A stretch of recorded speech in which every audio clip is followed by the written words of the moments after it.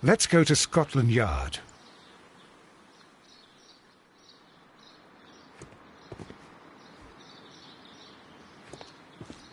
Excuse me, but I have to tidy up this room.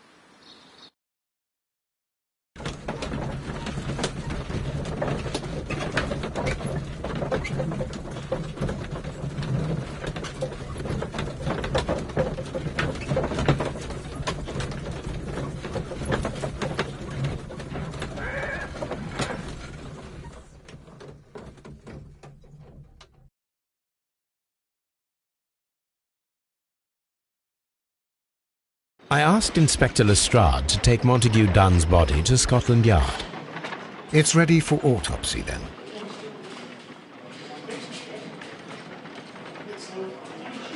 It's ready for autopsy then. Mr. Holmes?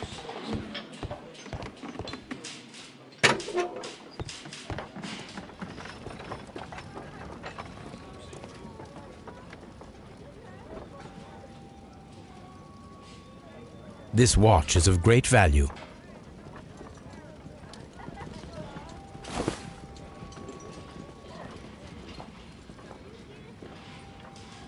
A membership card for the London Crest Club.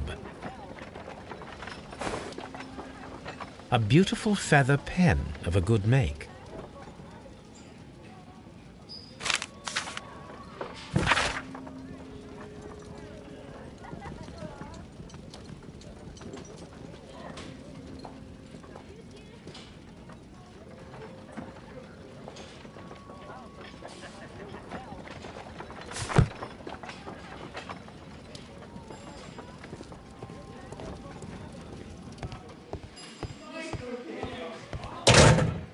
Locked.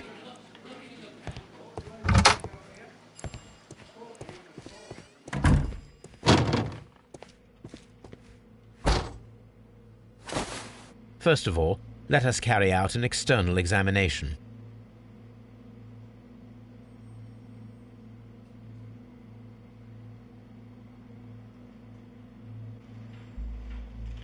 There is an injury to the skull, most probably caused by the fall in the water lily greenhouse. The vessels and the pupil of the eye appear quite normal. The air from the lungs carries a faint floral aroma. There are no suspicious marks upon the chest. Let us finish our external examination so that we can proceed with the autopsy.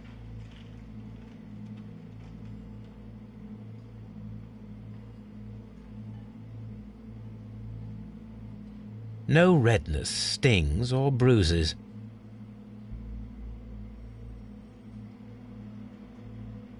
Nothing suspicious here.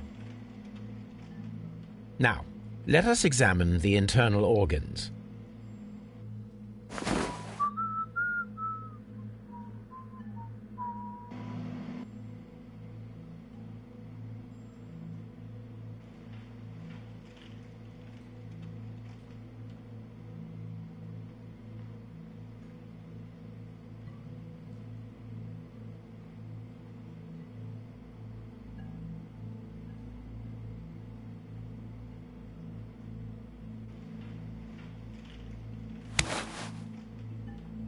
The heart's blood vessels show no pathological signs.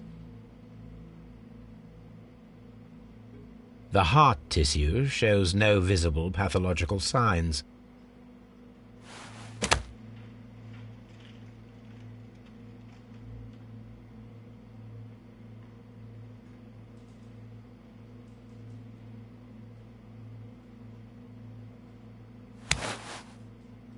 The lungs are congested and edematous.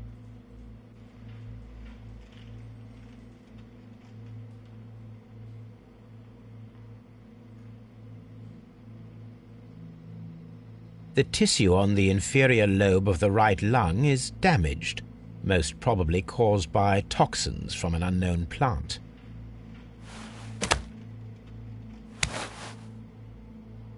The liver is enlarged. It would seem that he was suffering from an alcohol addiction.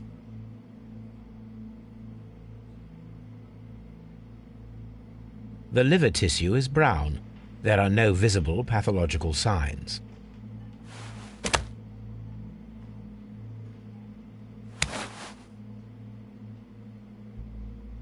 The stomach tissues show no visible pathological signs.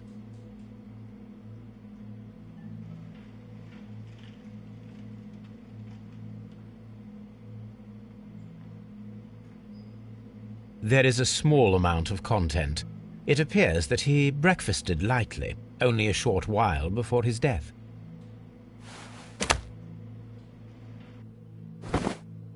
My suspicions have been substantiated. Montague Dunn, the director of Kew Gardens, died from poisoning. Plant poisoning, to be more exact. You mean... Yes, it is murder. We should inform Lestrade. Yes, but do remember, Watson, that I discovered the murder. The challenge is mine. The challenge, Holmes? We need to locate that deadly plant. Such a perfect murder appeals to me. Murder of any kind appeals to you. Is that all we need to do? No. We also have the people working at Kew Gardens. Martin Hamish and the son of the victim, Albert Dunn. And also Miss White, of whom we spoke with Mr. Hamish. Should we bring them all here for interrogation? No. A few innocuous questions at Kew will suffice, as well as a discreet delve into their personal affairs. Yes, Watson, it is time now to open the doors. Even those in the staff building? I suppose that is necessary. We should also be concerned with the victim himself. After all, we don't know very much about Montague Dunn. You're enjoying this already, aren't you? More than a little.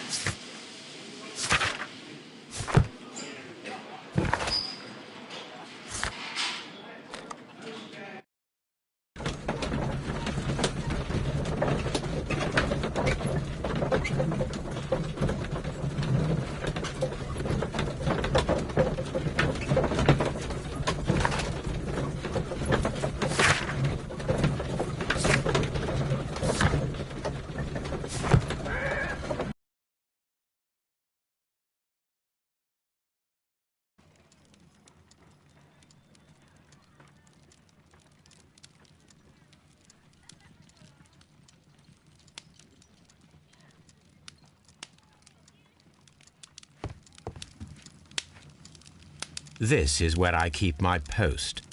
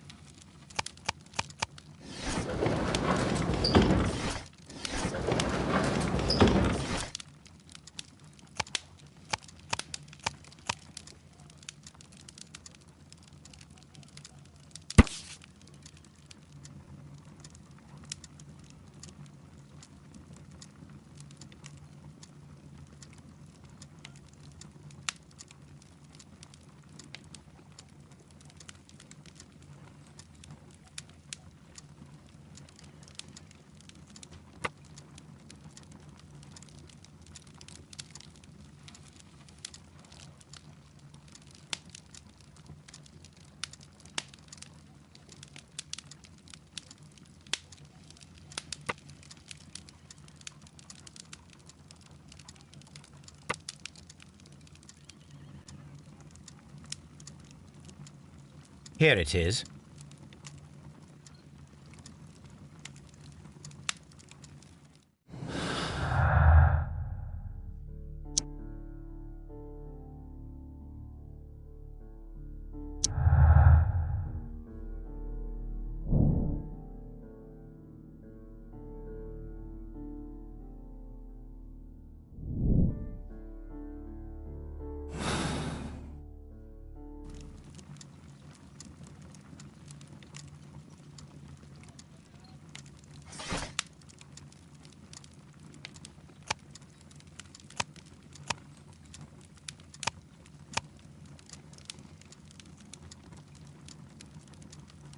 That is not the one I need.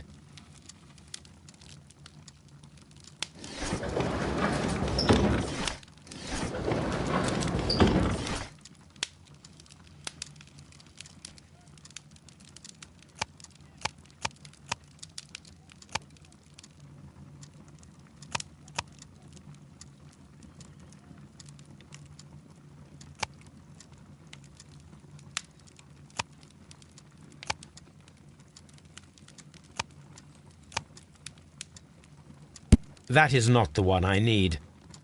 That is not the one I need. That is not the one. That is not the one I need.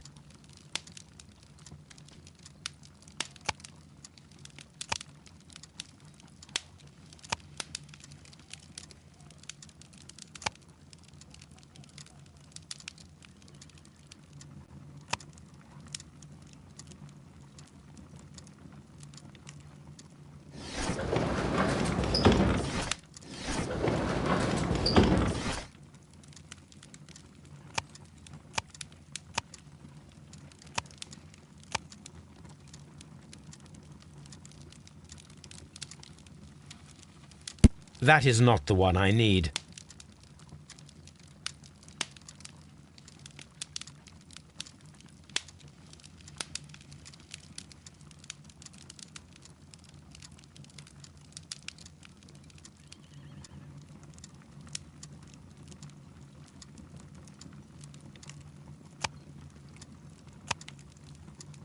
That is not.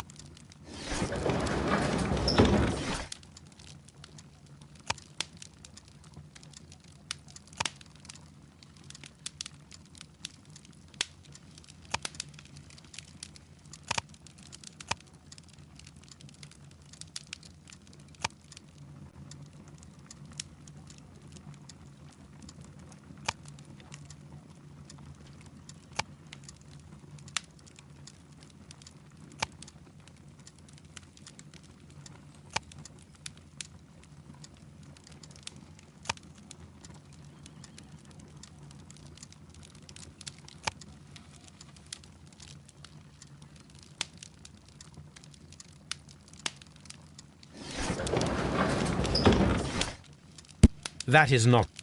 That is. That is. That is.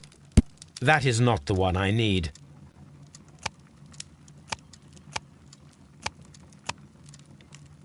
That is. That is not the one I need. That is not. That is not. That is not the one I need.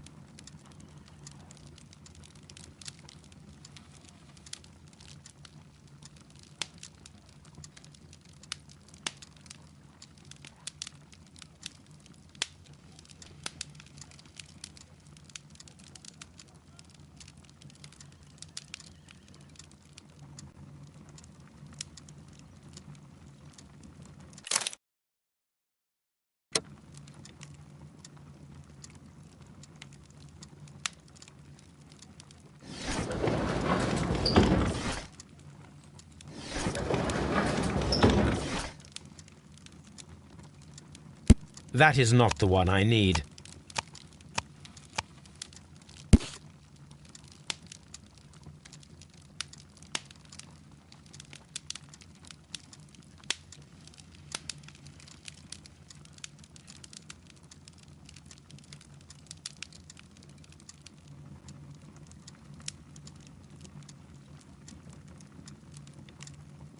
Here it is. The Divine Syndicate is not a supplier to Kew Gardens. Besides, there is no address here.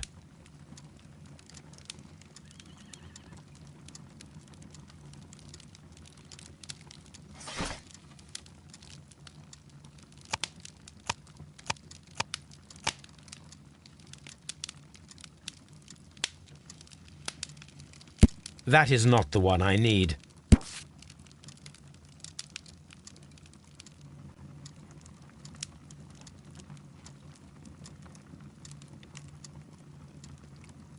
Here it is.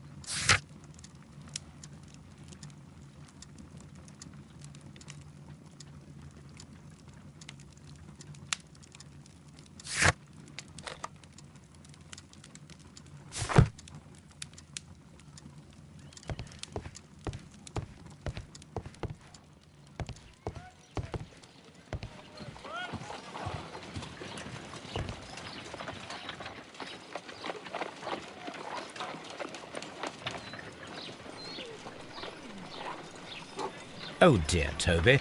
I wasn't aware that you were Watson's new literary agent. Someone should take Toby for a walk. Have you found something interesting?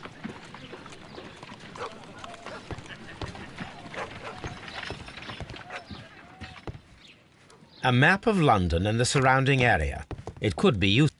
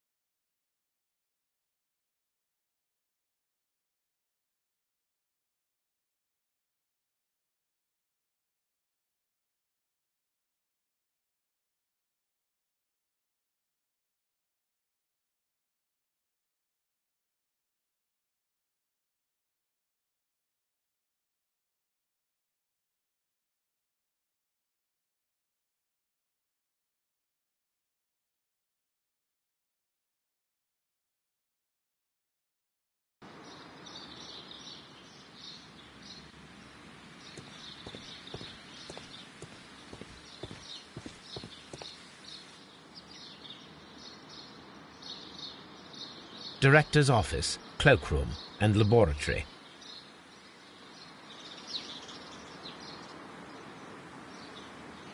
Seed house. Ventilation system.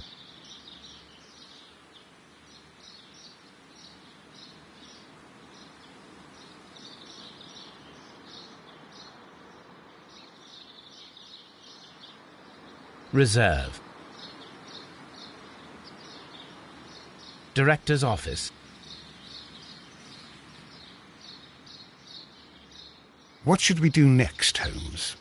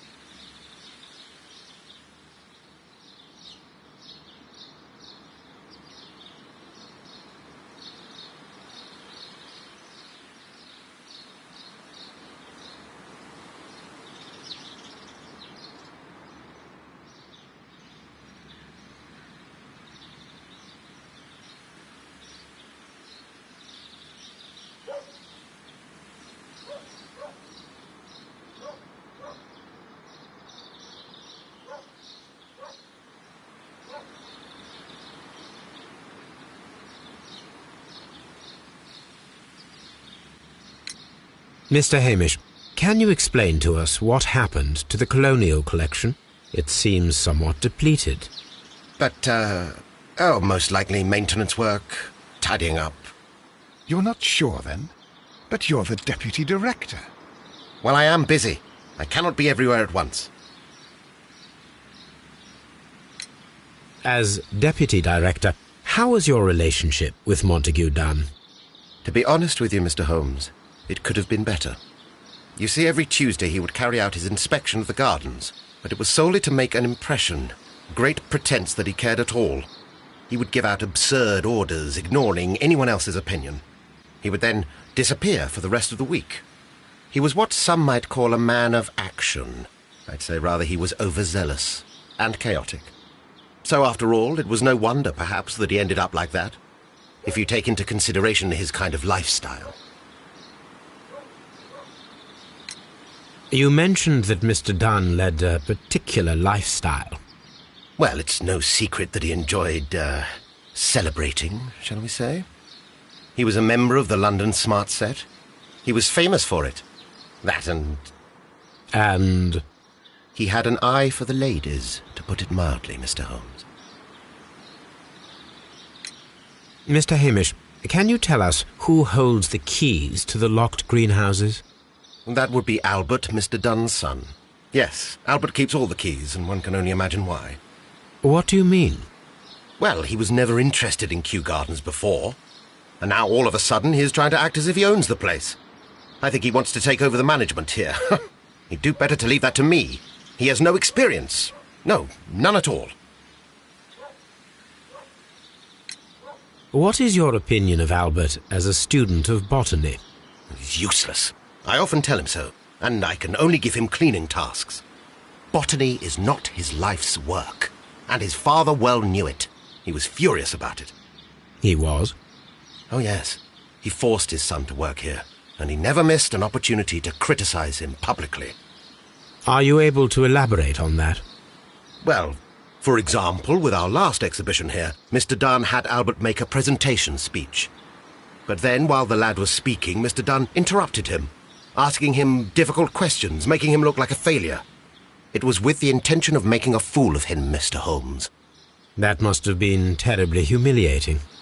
Yes, he was crushed, and he had to leave. Everybody was making fun of poor Albert. That is, except for Miss Margaret White, who is such a nice lady and who always takes pity on Albert. You mentioned a Miss White. Would you tell us more about her? She is a student who works here part-time. She is quite charming indeed. She possesses a great talent for botany. You should take a look at some of her experiments that she carried out in the laboratory. Ah, if only she were not so naive. Why naive? The way she used to flutter around Mr. Montague Dunn. And he... Why, he couldn't help but be flattered by all her attention. How could an intelligent woman such as Miss White not see through his game? I can only scratch my head and wonder. Tell me, Mr. Hamish, do you grow the more deadly variety of plant here? You mean insectivorous? Yes, but nothing larger than that. Are you aware of the Divine Syndicate? The Divine what? Is this a joke? No, I am quite serious. What a ridiculous name. Anyway, I have never heard of this syndicate. Thank you, Mr. Hamish. We shall continue our investigation. Just be careful with the plants during your inspection.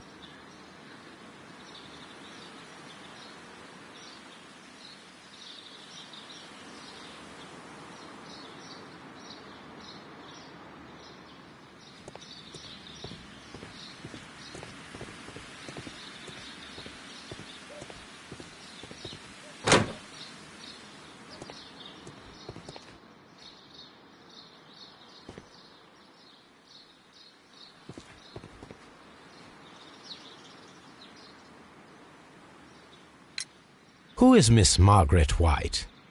Ah, she is the young lady who studies with me. She visits here sometimes to help out with the greenhouses. In fact, she should be here today. She wanted to work at the seed house. That's the small greenhouse across from the large glass house. We noticed that a part of the colonial collection has been cleared. Ah, at the moment I'm just dealing with the storage room. I don't know much about the other rooms. I imagine that your relationship with your father may have been a strained one. Yes. I cannot say that he was a kind man, for he never listened to me at all. He forced me to work here. But now, after his death, I've been pondering it over. Perhaps he wasn't so wrong about me after all. I have to follow his path, and I have to manage Kew Gardens, and I can do it. I can be as good as any other who works here.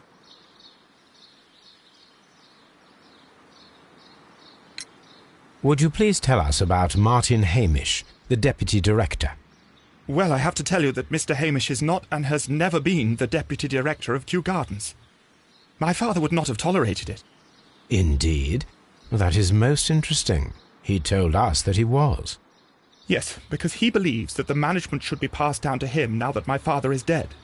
But in actual fact, Mr. Hamish only has the honour of being the garden's longest-serving employee. In fact, if we are to think logically at all, it should be me who takes over the management of Kew Gardens. Do you not have a good relationship with Mr. Hamish? I suppose so. But we have very little in common. Mr. Hamish loves his plants and Kew Gardens, and I cannot say that I share his passion. I see. And how was his relationship with your father? Oh, he hated my father. It was obvious. He would be furious whenever my father boasted of Kew Gardens in the newspapers or at conferences. He was convinced that my father was stealing all of the credit for himself. But my father treated Mr. Hamish in the same way as he treated anyone, dismissively, with indifference.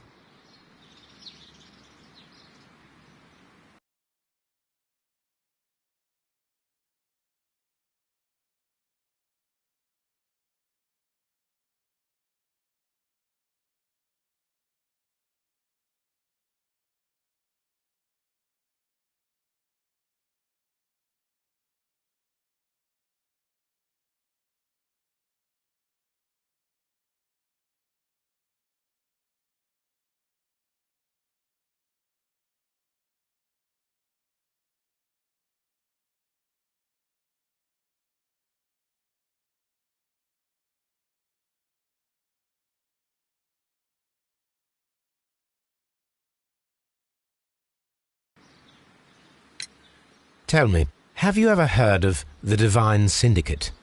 No, I cannot say that I have. Do you hold the keys to all of these locked doors? Yes, you can have them. But I cannot give you the keys to the cloakroom. The employees' effects are private. I am sure you understand. Thank you, young man. We shall see you again soon.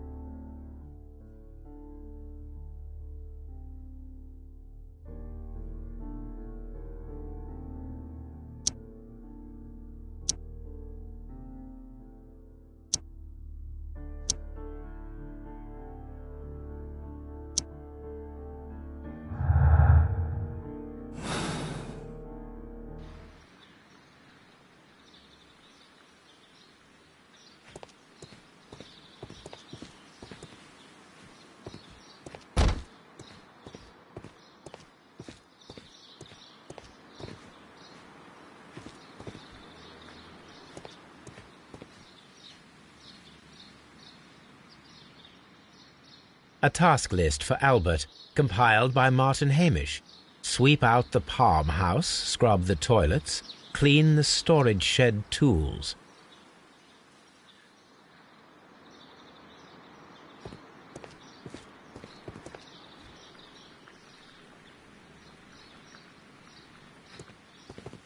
What should we do next, Holmes?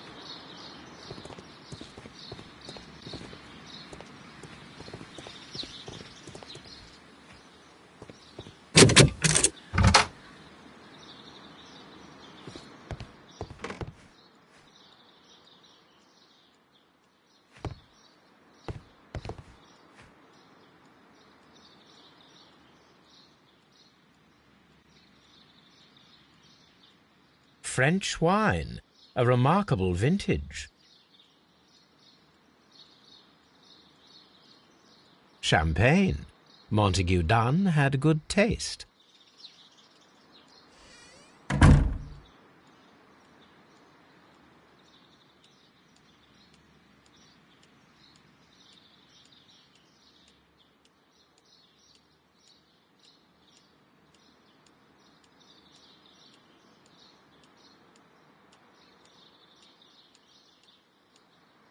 Newspapers discussing Kew Gardens.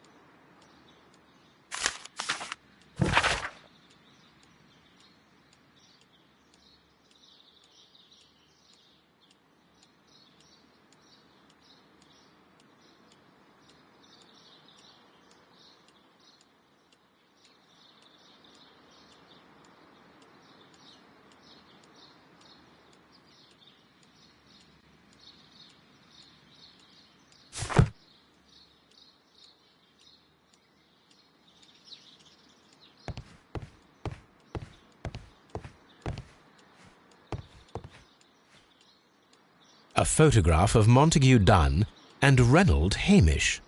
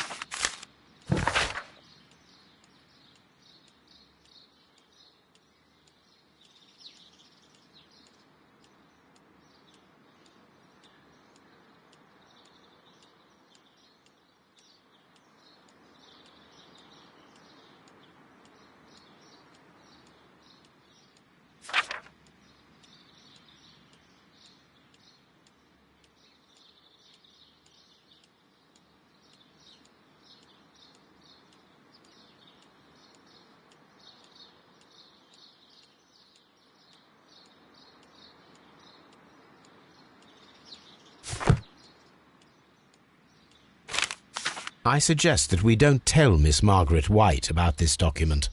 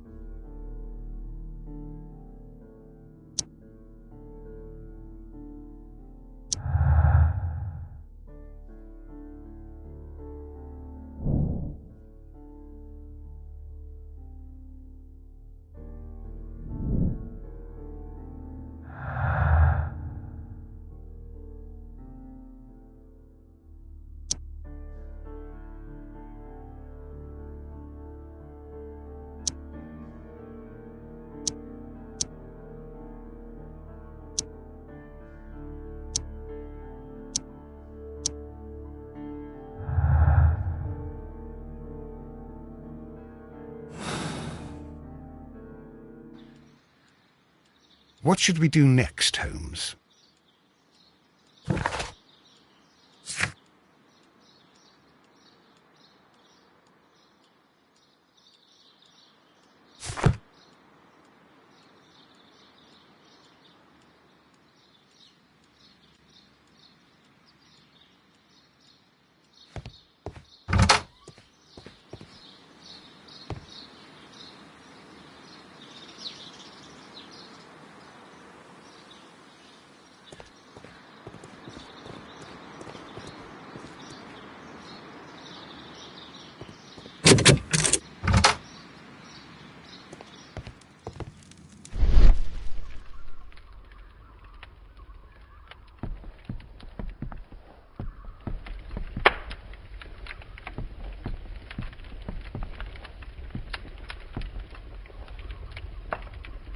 There was a bottle here. It left behind a trace of the substance that pervaded the laboratory. Gold dust? Good heavens. What's it doing here? The gold is almost immune to chemical attacks, so it may be a valuable auxiliary for various experiments. But why would anyone perform such experiments in a botanical garden?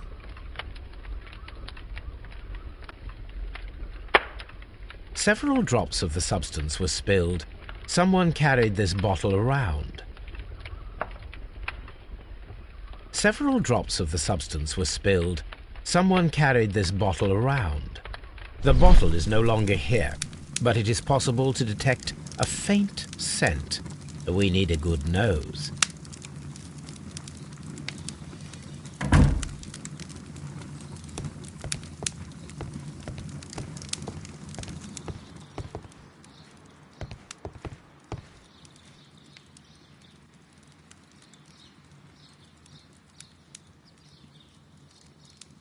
Gloves, waterproof aprons, everything one might need for self-protection.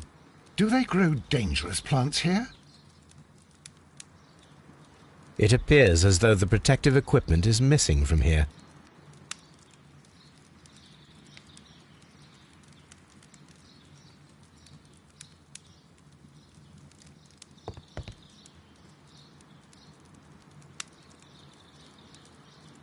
It appears as though the gloves. Do they grow dangerous plants here?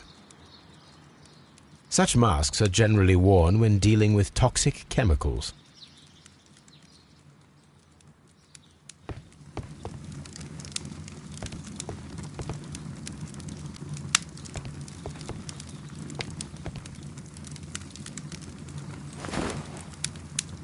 A botany book.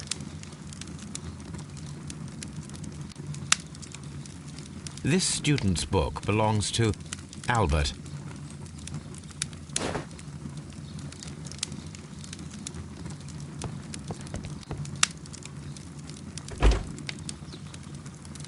chemicals, a sufficient quantity for some serious experiments.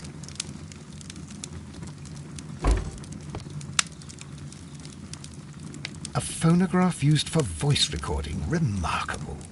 Yes, this is quite a modern laboratory.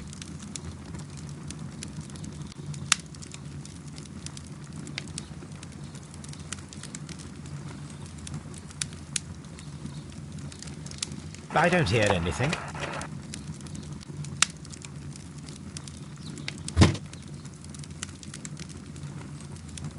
I don't hear anything.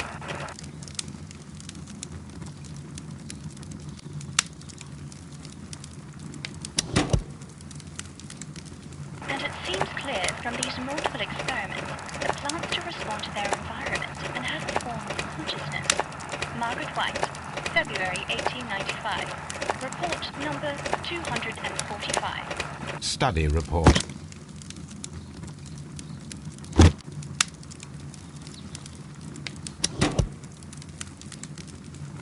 Martin Hamish's perception of plants.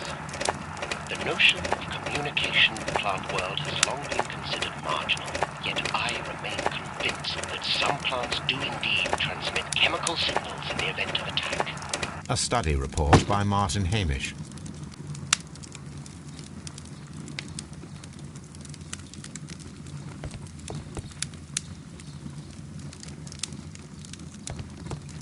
This is a table for experiments.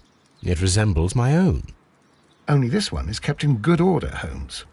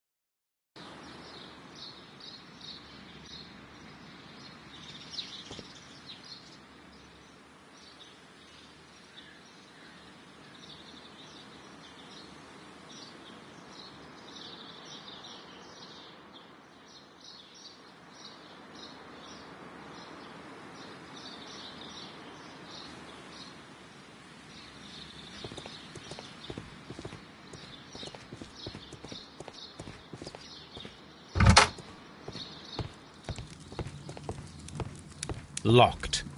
Holmes, Albert Dunn didn't give us the key to this door. It does not matter. We will open it.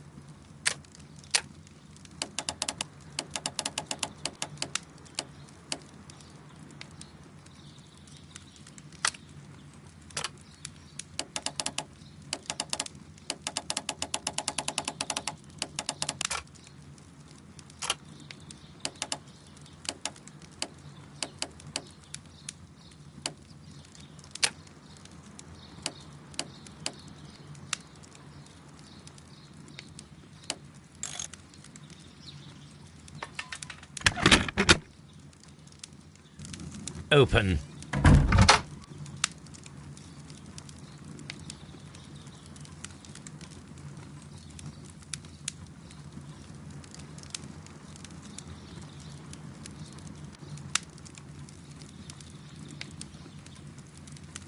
The employee's cloakroom.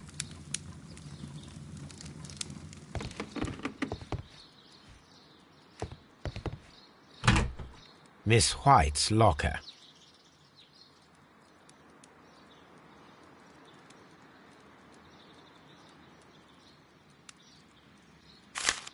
A draft of the letter that Miss White sent to her parents.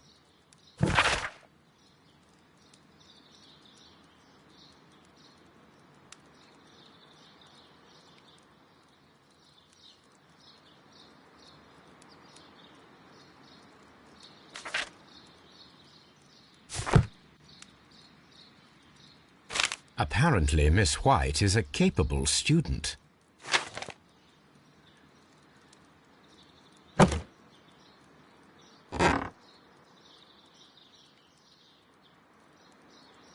These jewels must be worth a small fortune.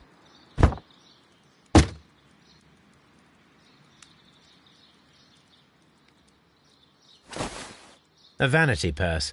It is of high quality.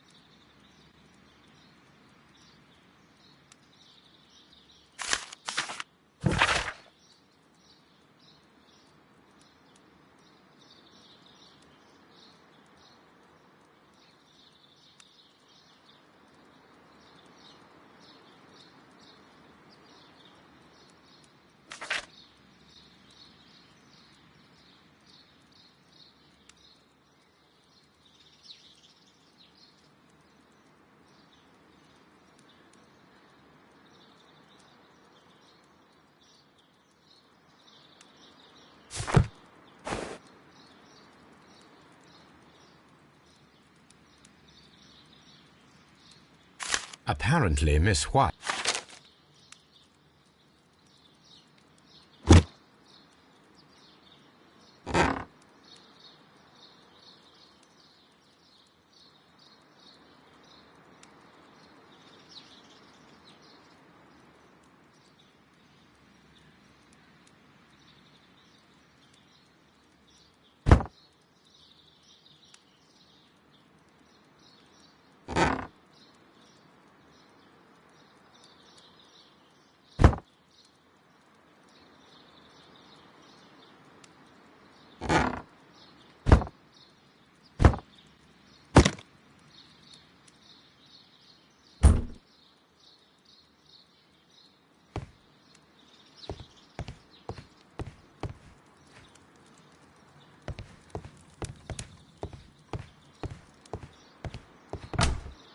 Miss White's locker.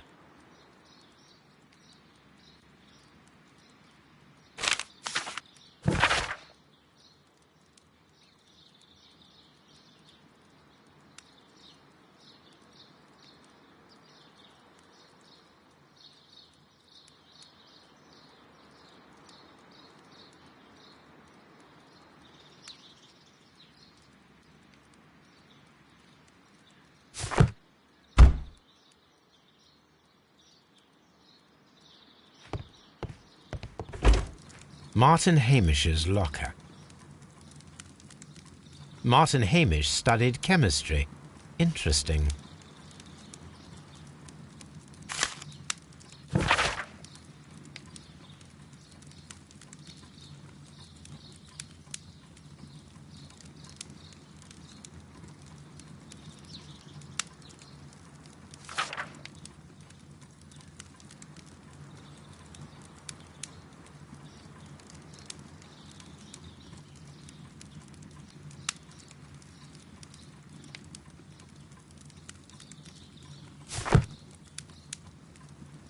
A review on rare and exotic plants.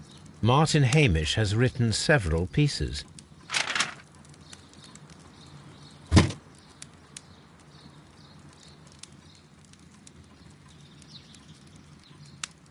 Father and I, Kew Gardens.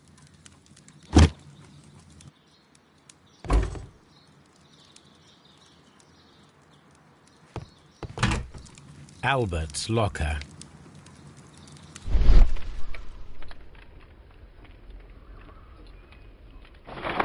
Young Albert, standing with a woman in front of London University. Young Albert, standing with a woman in front of London University. Specialist articles on shipyards and ship construction. Albert Dunn has a great passion for shipbuilding and the sea.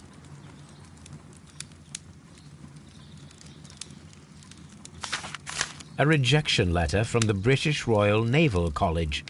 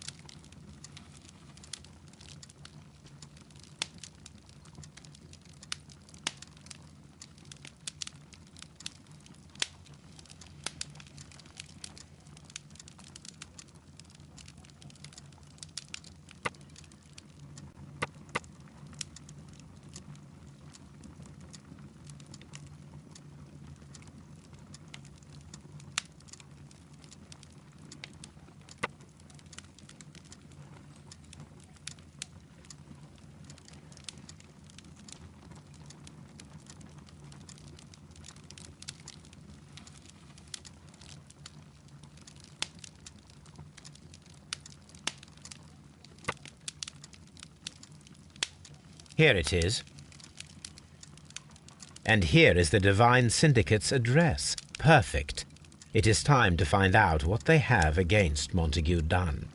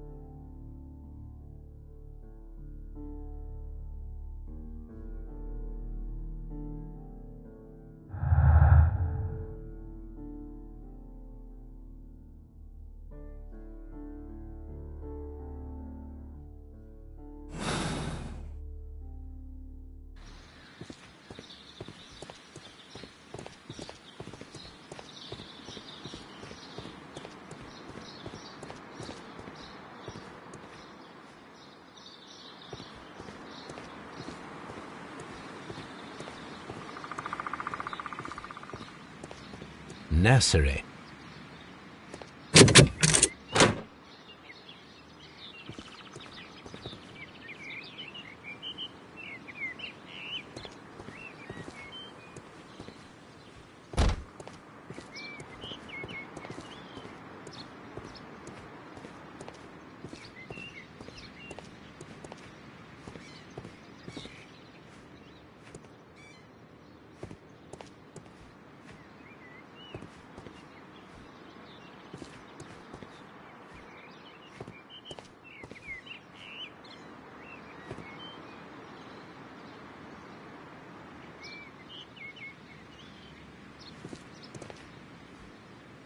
These young plants must be delicate if they are kept in the nursery.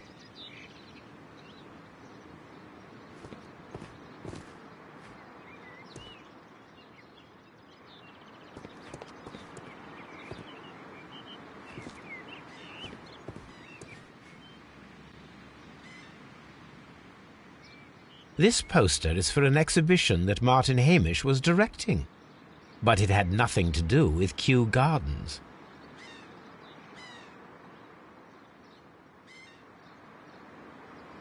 This certificate belongs to Martin Hamish. He won a horticultural competition.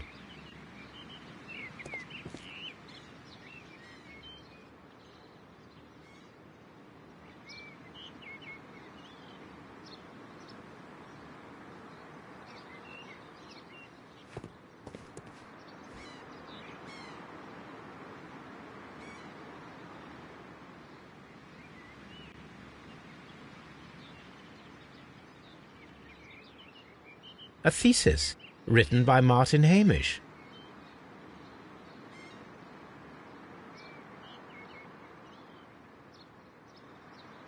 A glasses case. It is empty. This area serves as Martin Hamish's office.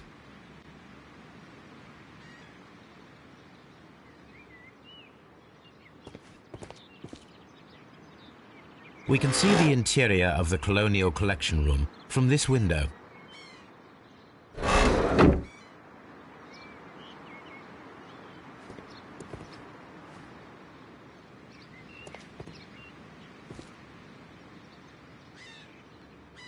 An award presented to Martin Hamish for Best Grower of the Year.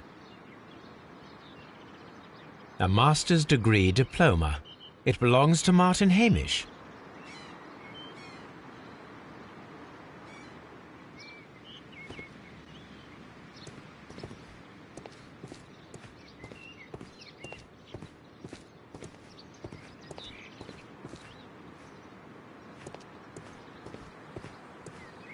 What should we do next, Holmes?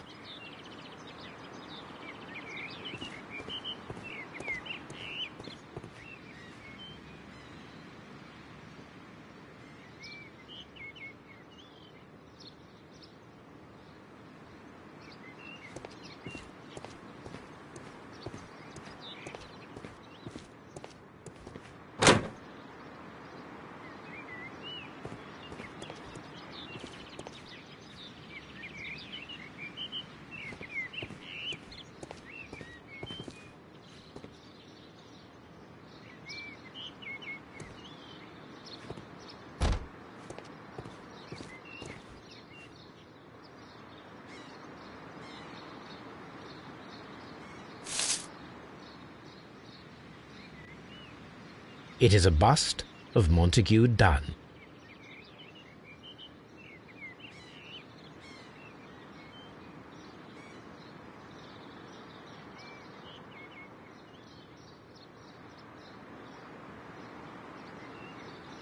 I am curious if the marble that we found will fit this place.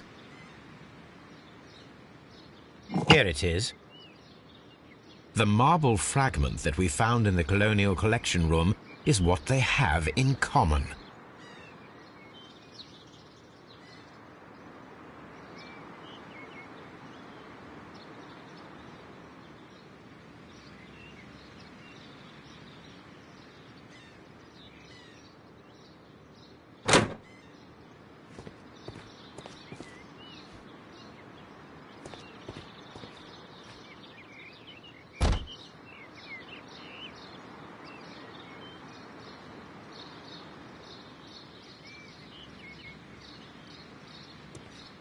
The seeds of plant species are stored here.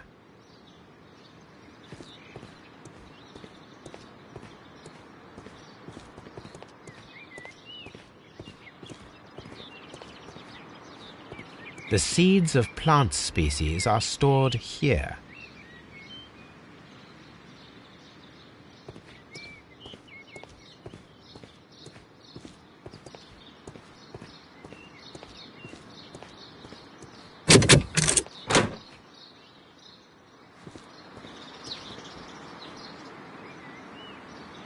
What should we do next, Holmes?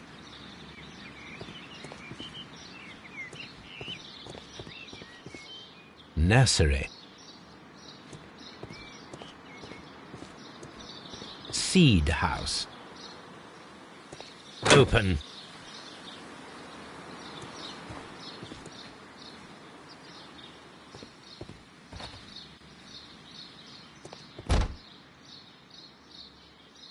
Good day to you, miss. You have some very beautiful plants here. Why, thank you, sir. And good day to you, too. But... Oh, I do beg your pardon. My name is Dr. John Watson. This is my good friend, Mr. Sherlock Holmes. I am honored to make your acquaintance, gentlemen. My name is Margaret White. Excuse me, but are you Sherlock Holmes, the great detective? Yes, I am he. What a pleasure to see you here at Kew Gardens. Are you working on a case?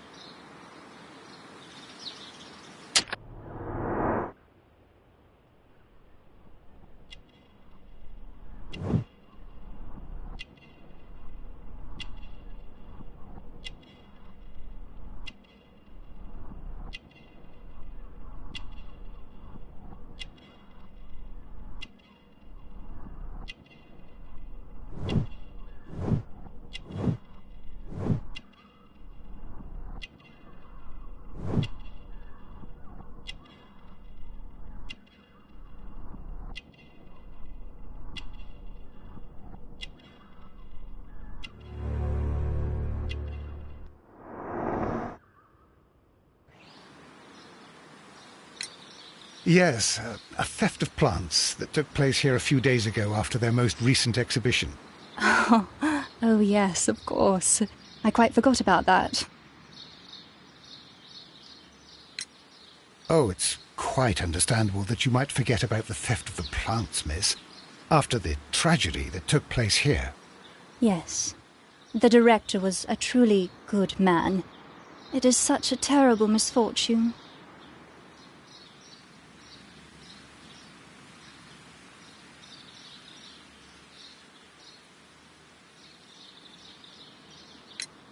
Would you happen to know why part of the colonial collection was cleared? No, I have never been there. Do you work here? Part-time only. I am a biology student at the London University. I attend the same classes as the son of Mr. Montague Dunn. That is how I found my chance to work here for part of my thesis, you see. It is a great honour. How well did you know Mr. Montague Dunn? He was a master, a great leader. I saw him almost as a spiritual father. He had an exceptional nature? Oh yes, indeed. He was always so active and so optimistic, and very nice to me, although he could behave harshly towards his son. Why so? He loved his son dearly and wanted the very best for him. It made him extremely demanding. Albert, who is naturally shy, suffered because of it. The Divine Syndicate. Does that name mean anything to you, by any chance? Not at all. But it is a very pretty name. Most of the doors in Kew Gardens are locked. Do you have a key to this room? Oh, yes. Albert gave me a set of duplicate keys. He agreed I might carry out my studies without disturbing him. It is only temporary. Thank you, miss. None of the 3 people who work at Kew Gardens know why half of the colonial collection was cleared. So, someone is lying. It is obvious.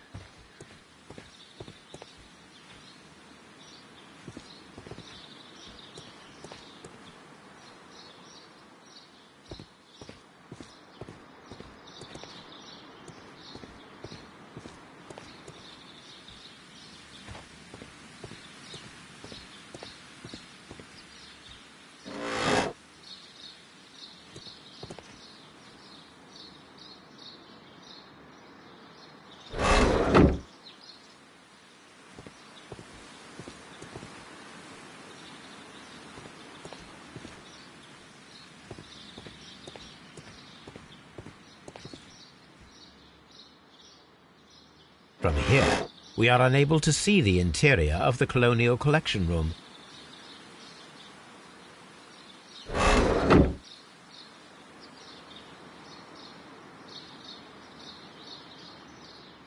A book about ships, nothing at all to do with plants.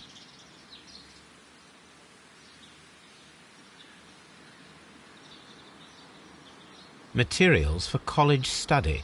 They belong to Albert.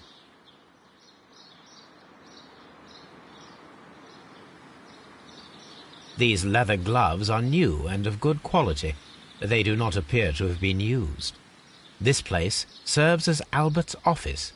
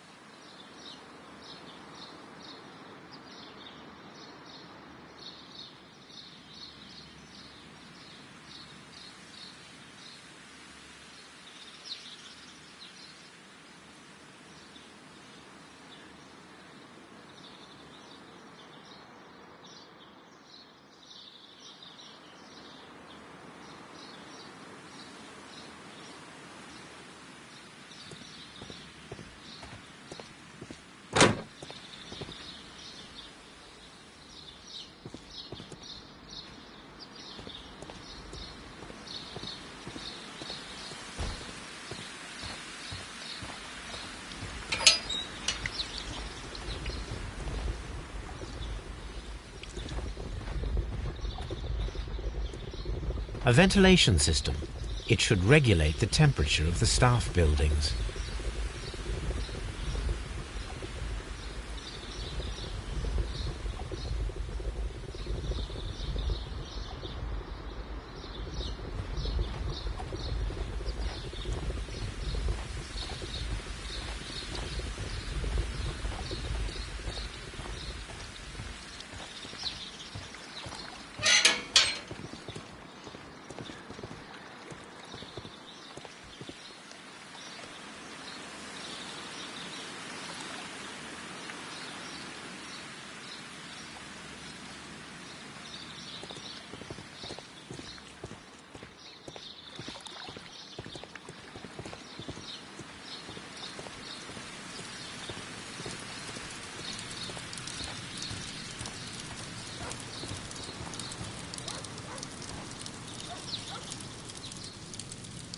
A broom handle was half burned.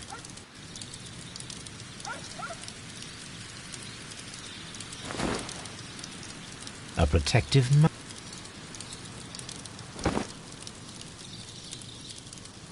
The plants were set alight fairly recently. Some have not completely burned.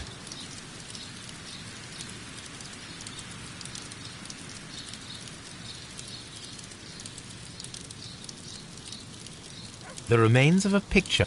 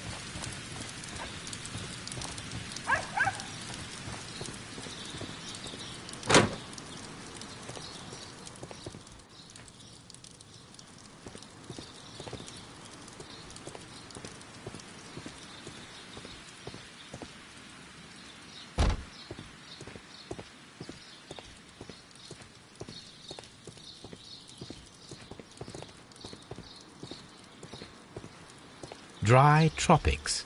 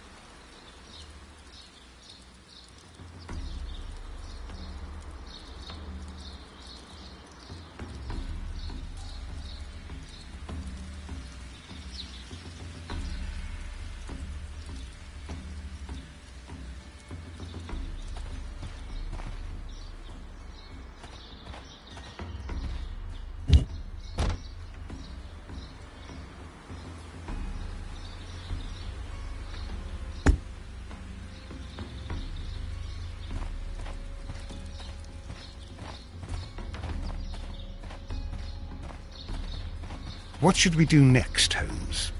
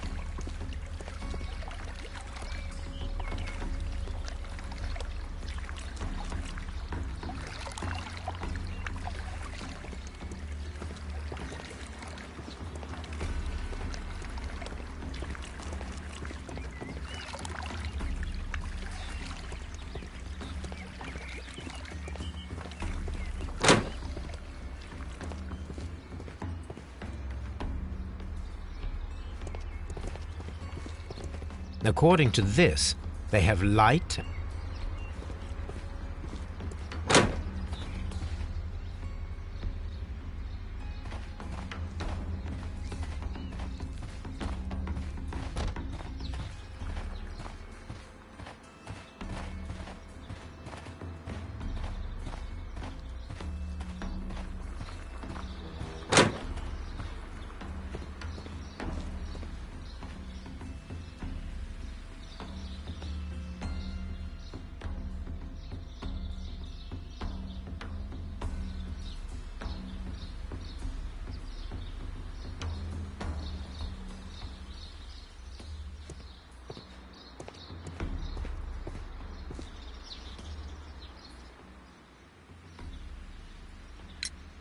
I perceive that you are passionate about the Royal Navy.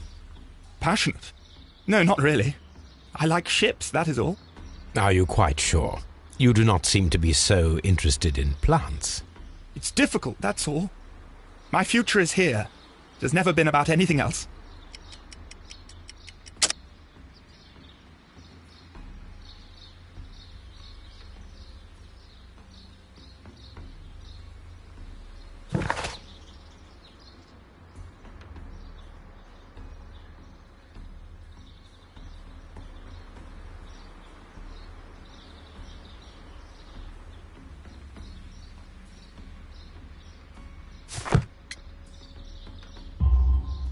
And yet I know that the Royal Naval College rejected your application.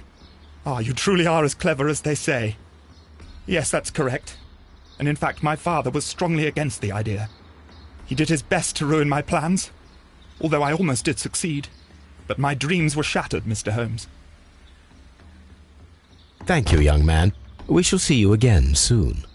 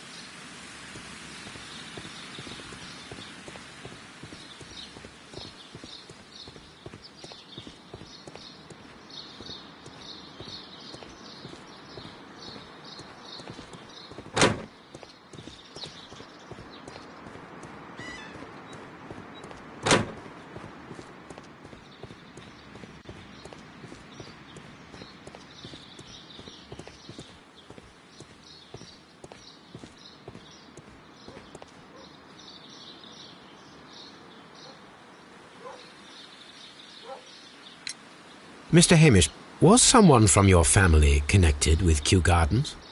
Family? No. I'm the only one with a passion for botany.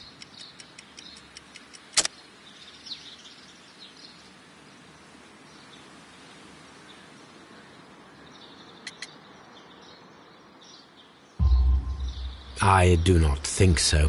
This photograph of you and your father at Kew Gardens suggests the opposite. But you have no right to. Do tell us more about your father. He was, indeed, the greatest botanist of his time in the British Empire. He worked together with Montague Dunn until the end of his life. He brought me in at the age of 12. Did he get on well with Mr. Dunn? No, I couldn't say that. They expanded Kew Gardens together, that was all. And it was all my father's work, for Dunn always lived the high life. So Mr. Dunn was not helping your father? Oh, yes, he provided the financial support. And as far as he was concerned, that fulfilled his role. But the worst of it was, he declared himself as the master of Kew Gardens. Fame meant nothing to my father, so it was easy for Mr. Dunn to take all the credit. There is a bust of Montague Dunn in the nursery. A bust? Oh, that old thing. Further proof of that outrageous ego of his. But why in that room in particular? Oh, I don't know. It has always been there.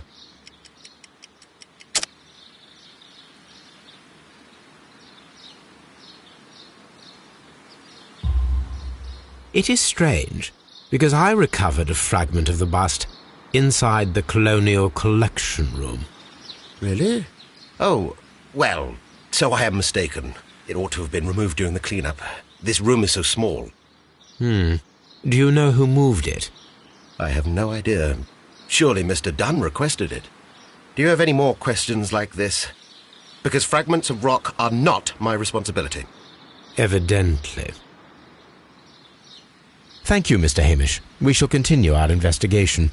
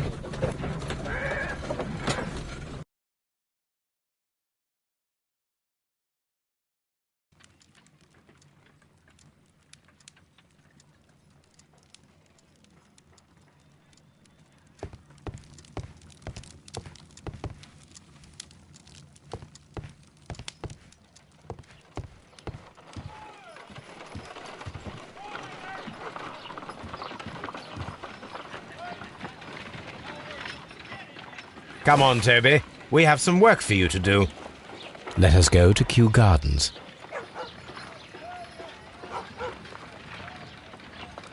Oh dear, Toby. I wasn't aware that you were Watson's new literary agent.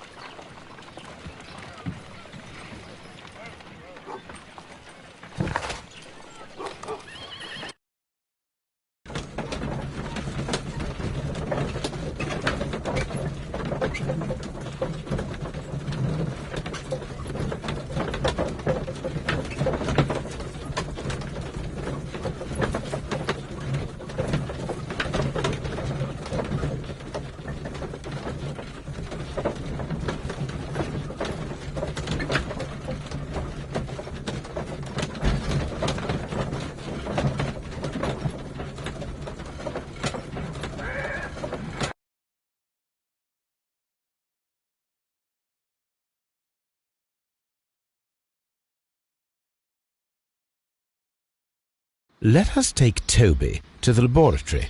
He will pick up the scent of this mysterious substance. Search, Toby. Search.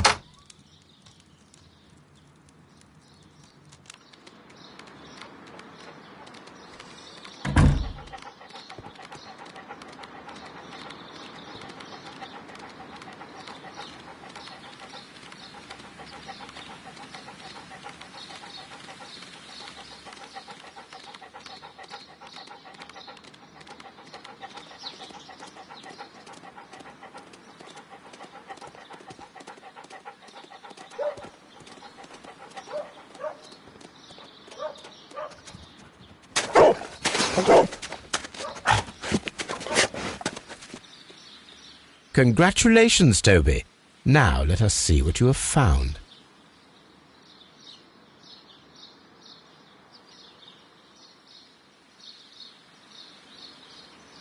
This is the bottle that was used in the laboratory.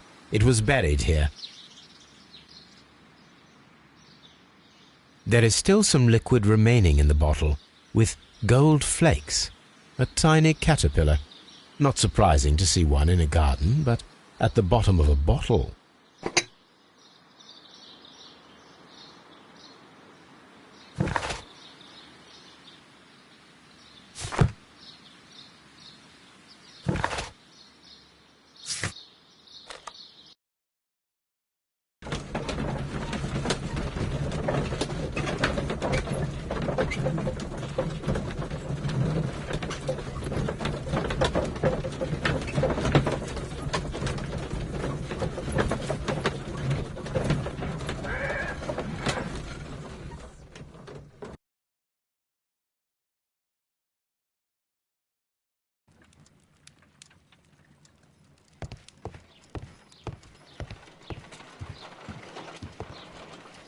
Let us determine just what we have found here.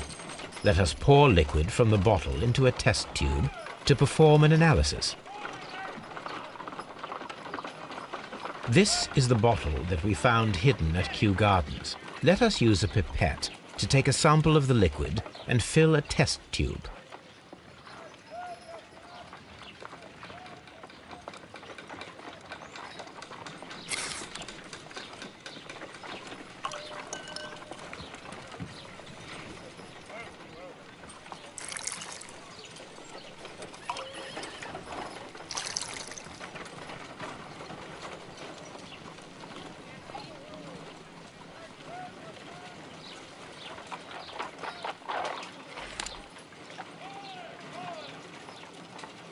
A colorless, water-based liquid.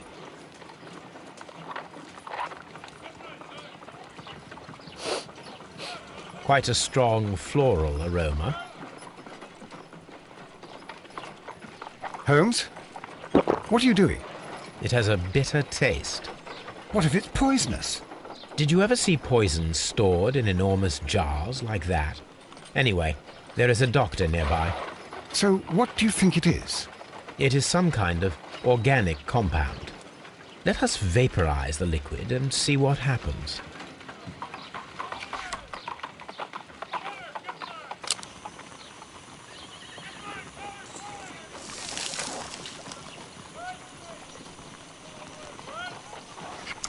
Small colorless crystals. Colorless, tiny crystals that are soluble in water, with a floral smell and a bitter taste. Watson, could you pass me that small bottle, please? Of course. Here you are. Holmes, do you know what it is? Wagner's reagent. There was a label on the bottle that you passed to me. No, Holmes, I meant the bottle that we found. Let me add the reagent and see if there is any sediment, and then I shall tell you.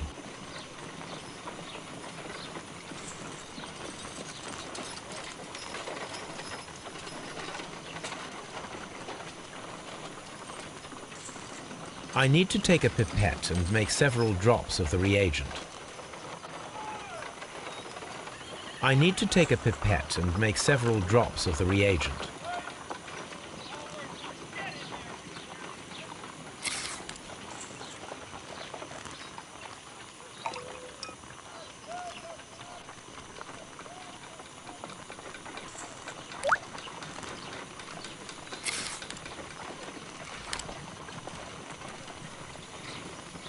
Red sediment, just as I suspected. This liquid is of organic origin. It contains some alkaloid. Most likely it is unstable, and that is why there is a quantity of gold dust to prevent contamination. This mixture is probably a fertilizer. Someone was carrying out unusual experiments in the garden's laboratory. My analysis table.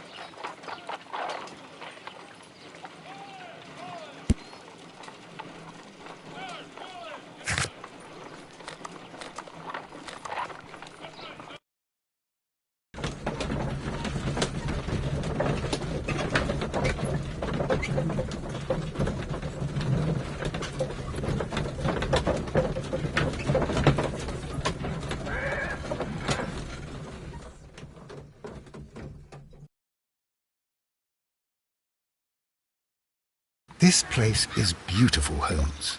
Its atmosphere is remarkably soothing. Let us find someone who could help us.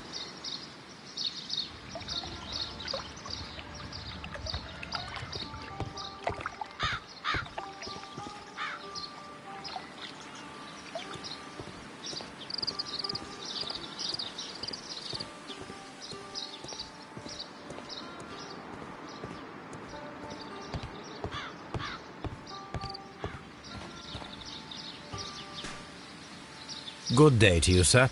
My name is I am exalting the sap. A while can you wait? From the trace of elements and moreover from the quality of the ambient geotropism it depends. Therefore, please, mind my gravitropism. Its balance, do not disturb. Disturbed is most definitely the word. There. Completed is the symbiosis. Welcome you are. To introduce myself I shall. I am the Green Grand Mystic.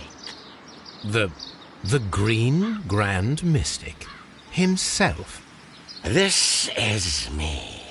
Who am I speaking to? We are two gentlemen who are extremely interested in the vegetation philosophy that is advocated by this establishment. Listening to you, I am.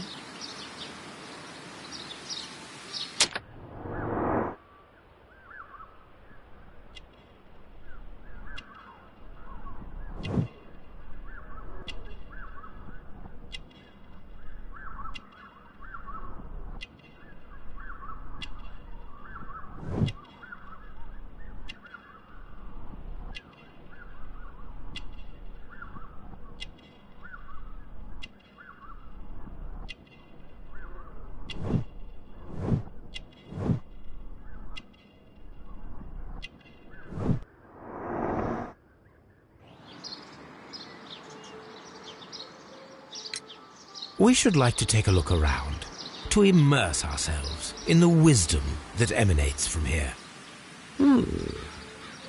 It is a school of anastomosis, the divine scholastic syndicate for vegetation veneration and meditation. You may say, the divine syndicate, glory to the eukaryotic. Only true devotees, those whose hearts are ready to spermatophize in sharing of knowledge, are permitted to physically enter our vegetable kingdom and its wisdom. And to be permitted, you must earn it. Yes.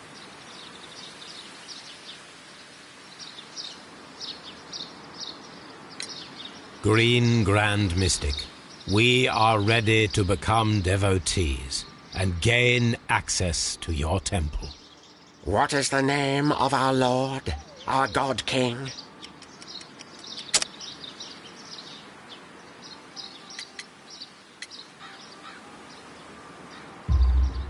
Our God King's name is Trewan, Green Grand Mystic.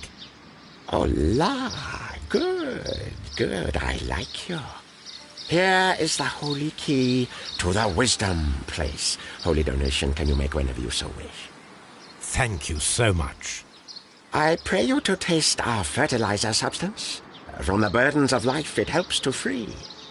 But of course. Raw sap, it is called. It is near the entrance.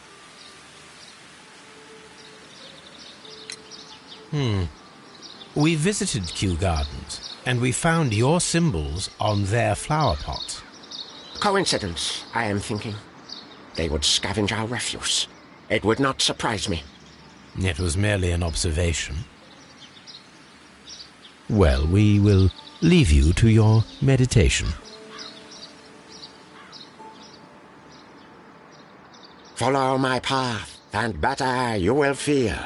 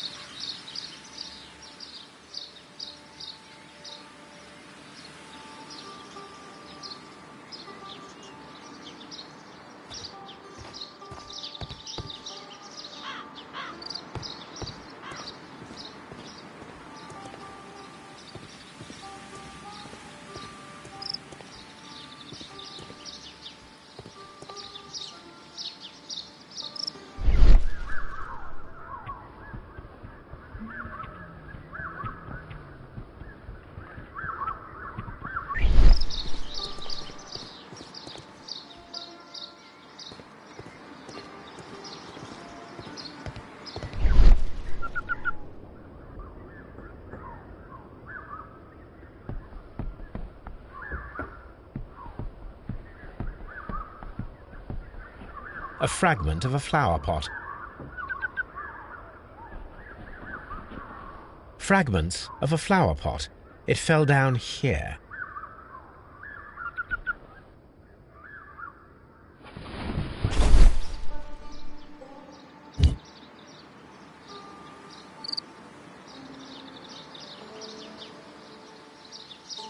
The Kew Gardens symbol.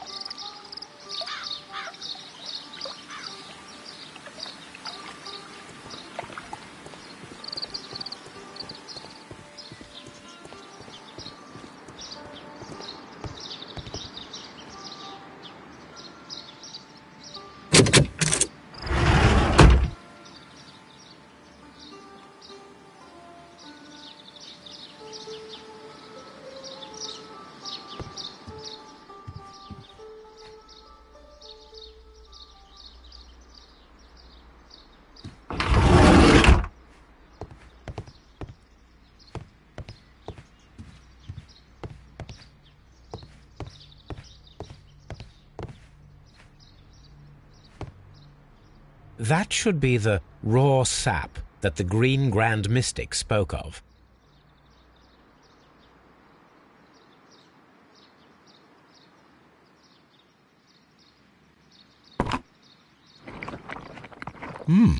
It is rather delicious, and of an excellent quality. My word, Holmes. Their sap is like a form of cocaine.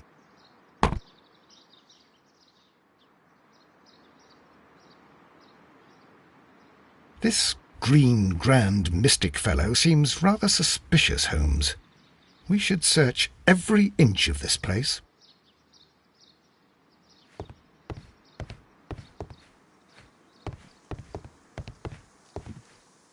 Osmosis and photosynthesis.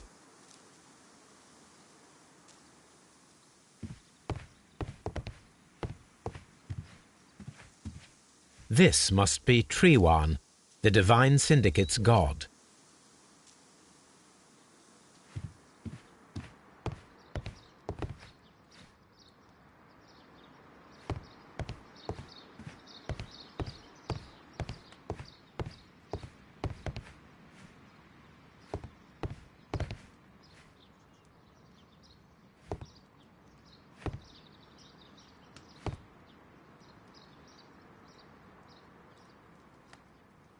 The list of plant friends and benefactors, lawyers, well-known manufacturers, political leaders.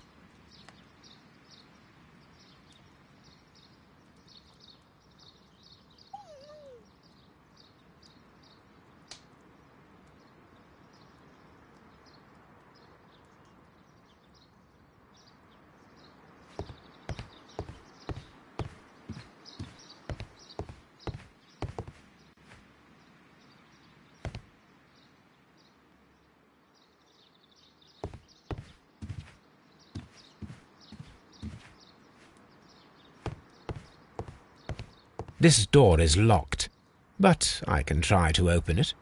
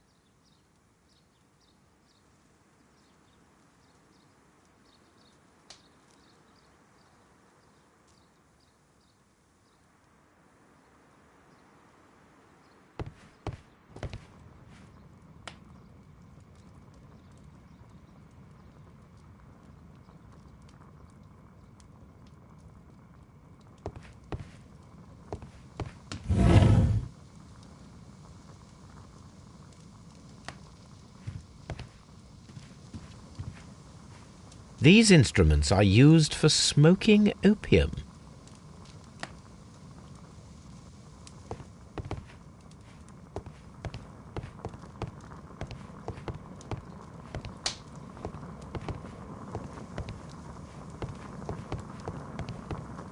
That would be enough to perform the most difficult of chemical experiments.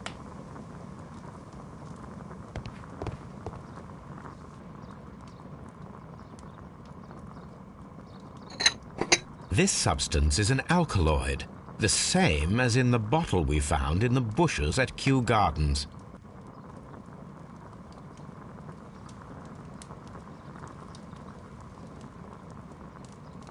This cabinet is full of chemicals. They are the same as the ones we found in the laboratory at Kew Gardens.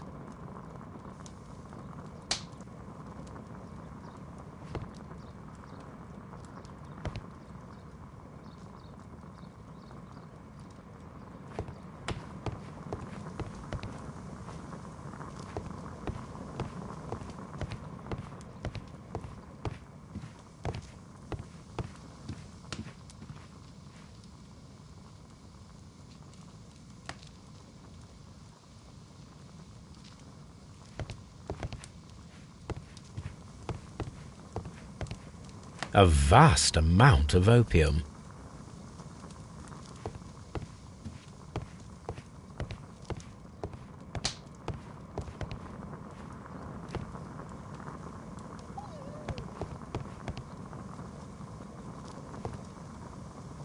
A vast amount of opium.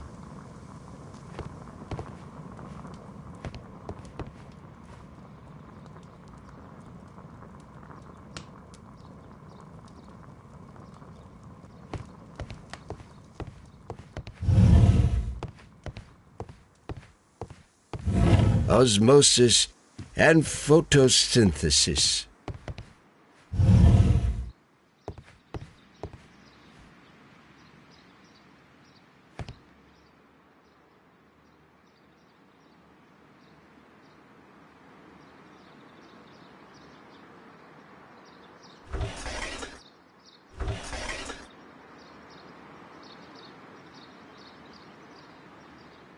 Caterpillars.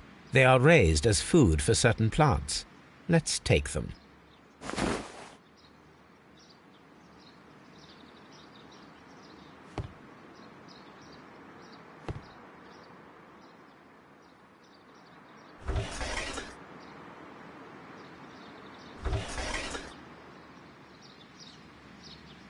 A tropical plant. Nothing of interest.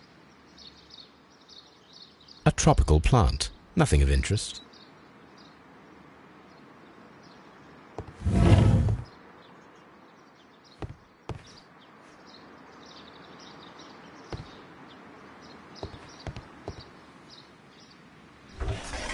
A tropical plant. Nothing of interest.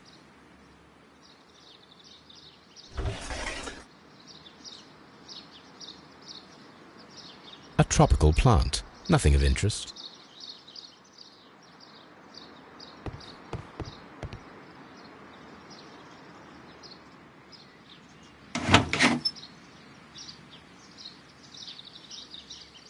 These three plants are identical to the ones shown at the exhibition. I shall take them.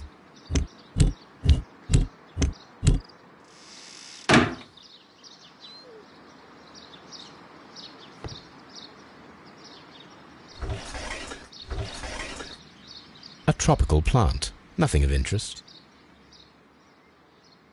A tropical plant. Nothing of interest.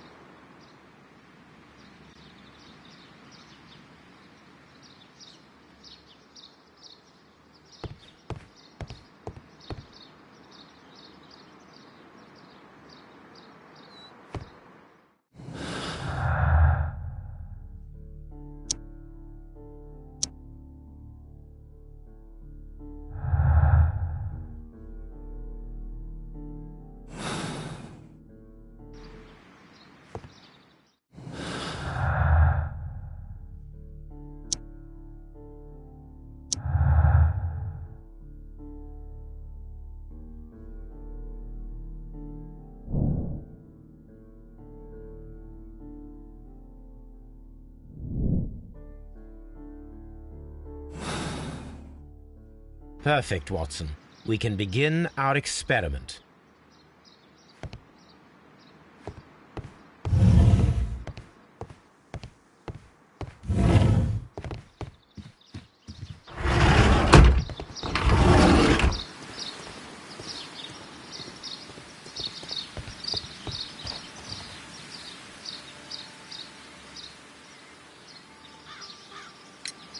Do you have friends at Kew Gardens? None. Not worthy there.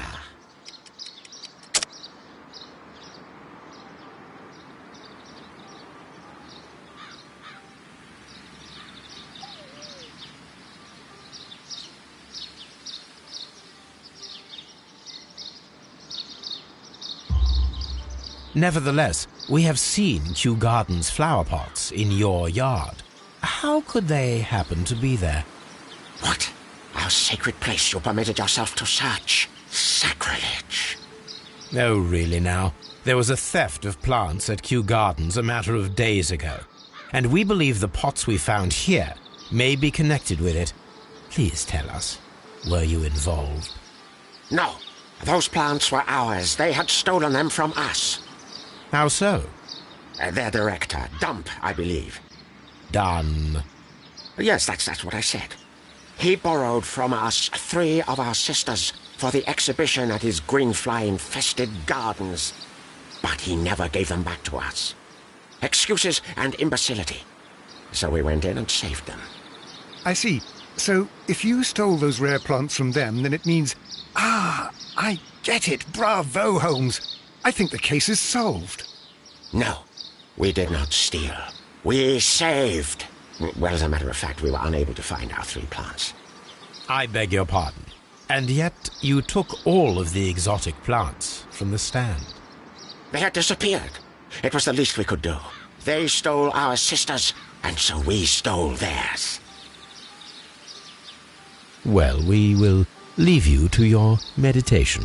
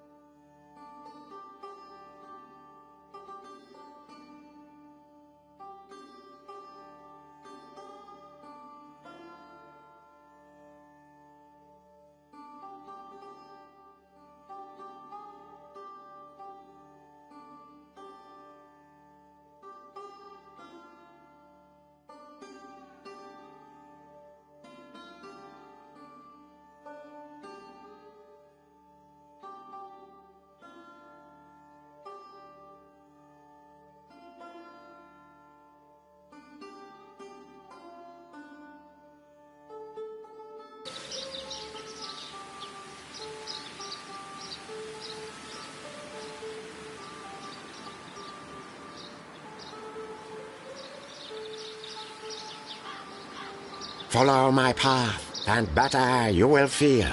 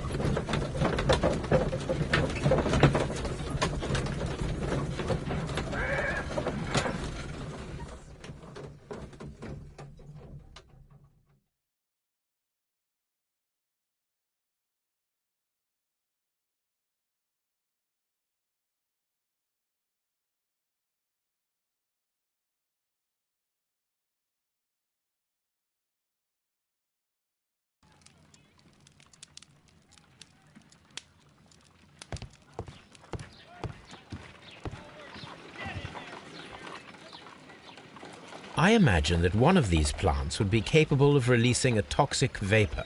I need to find out exactly how it could be done. I shall begin now. Watson, if you are at all optimistic to have dinner this evening, then I'd recommend that you put on the gas mask.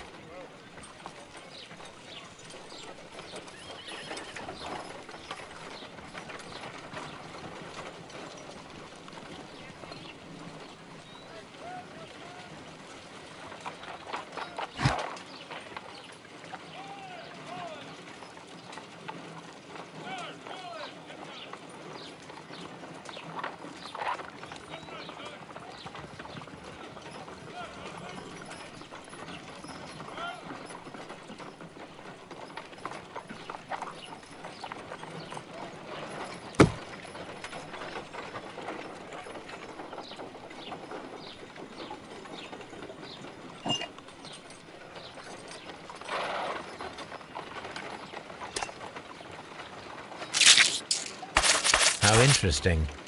What a strong and effective defensive mechanism.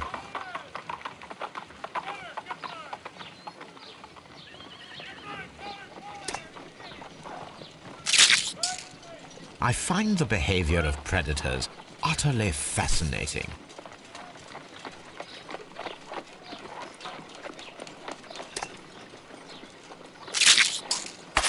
How interesting. What a strong and effective defensive mechanism.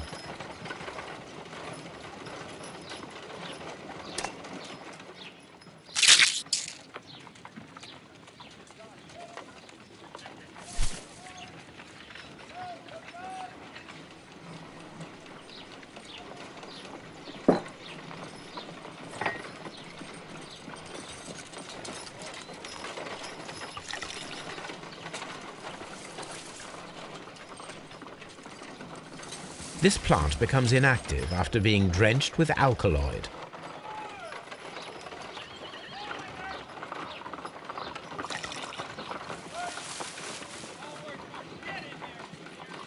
This plant becomes inactive after being drenched with alkaloid.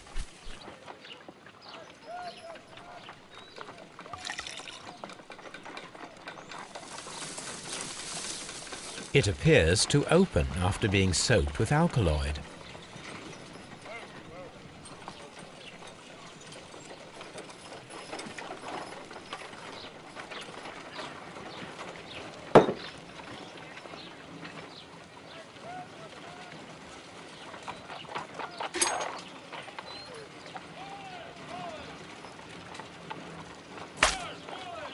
My word!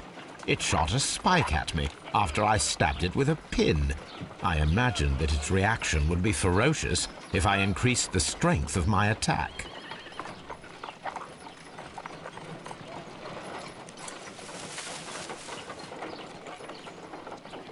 It appears to have fallen inactive after being disturbed.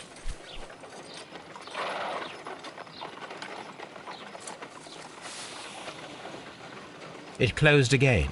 I believe I saw a small cloud of gas. I wonder what secrets this plant is hiding. Perhaps if we agitate it to a greater extent whilst it is opened, it will reveal a little more. I am interested in what might occur if the prickly plant should shoot at it.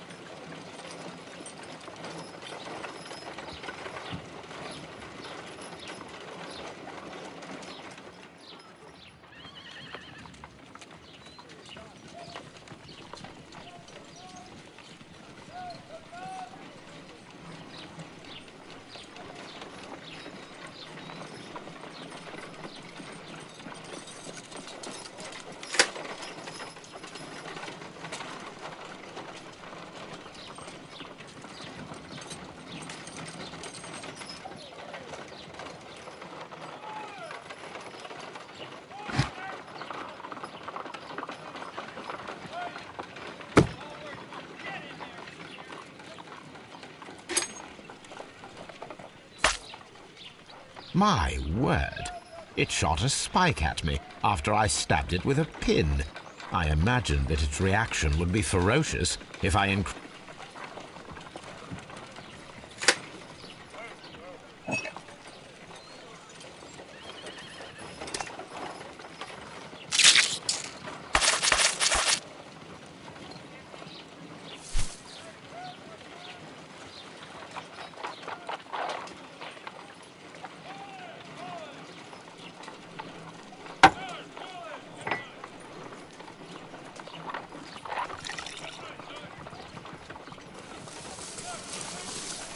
It appears to open after being soaked with alkaloid.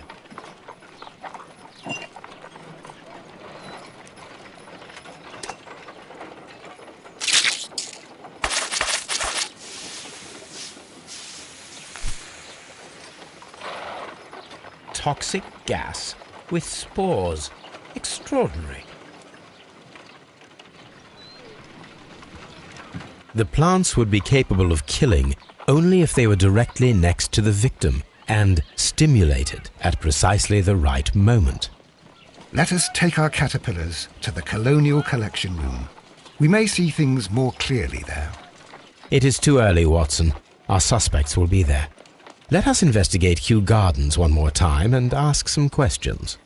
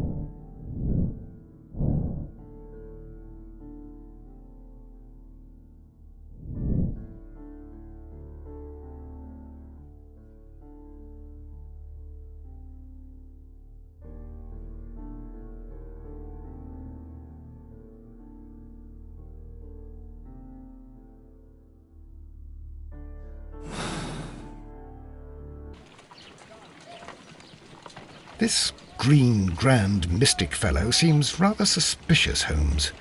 What should we do next, Holmes?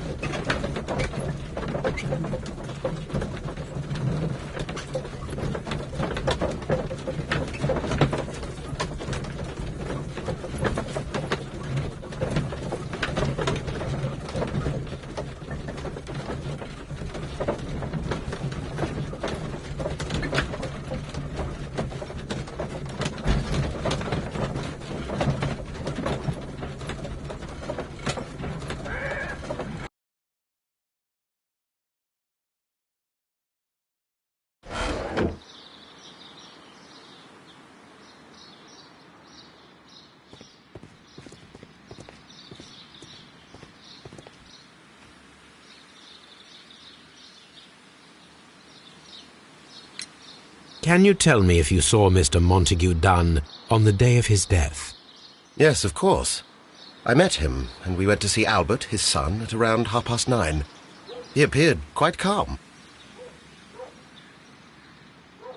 What were you doing on the morning of the accident? After paying multiple visits to Albert, I had a little talk with Miss White. Then I returned to my desk to complete some paperwork. Suddenly I observed that Mr. Dunn was not feeling well, so I ran immediately to fetch Albert. I clearly remember that it was around 10:30, for I was late that morning. Thank you, Mr. Hamish. We shall continue our investigation.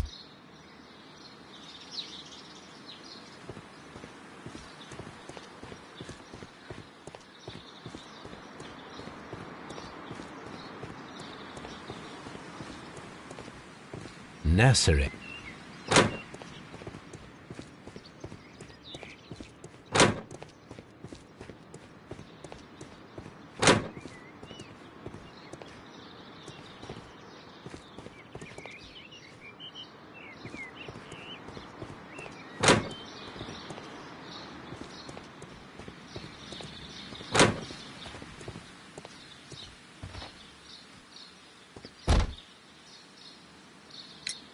Can you tell me what Mr. Dunn was doing upon the day of his death?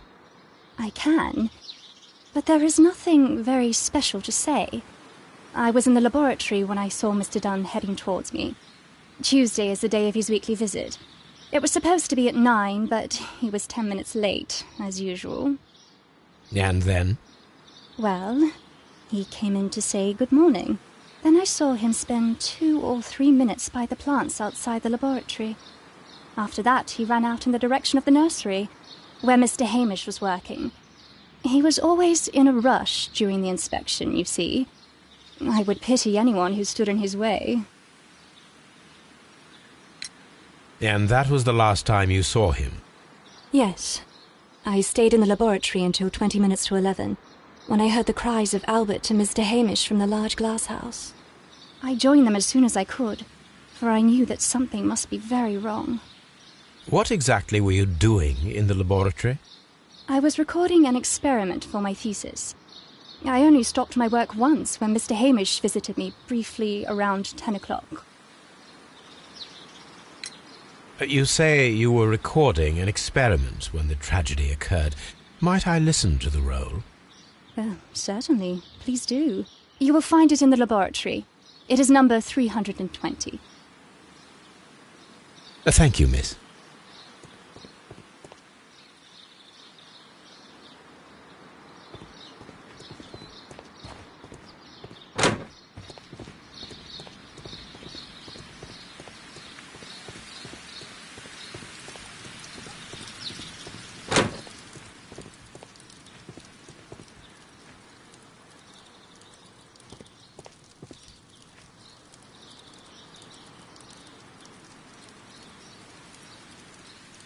Dry trot.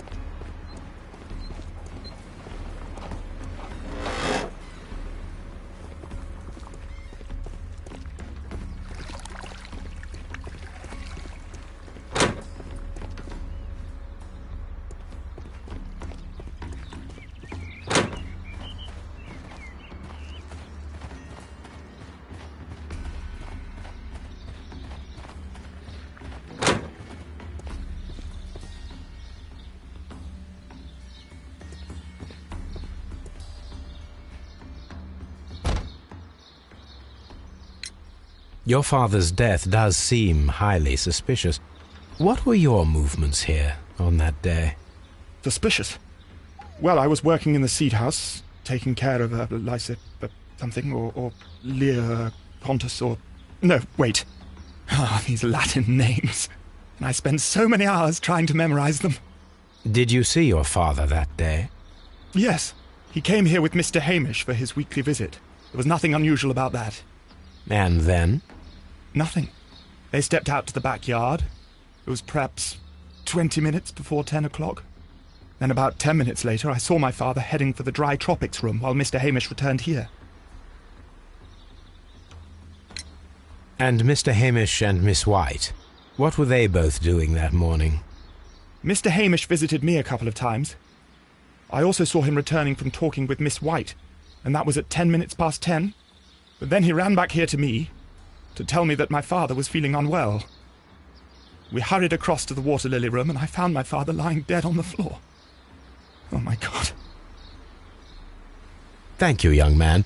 We shall see you again soon. Everyone has gone, Holmes. The way is clear.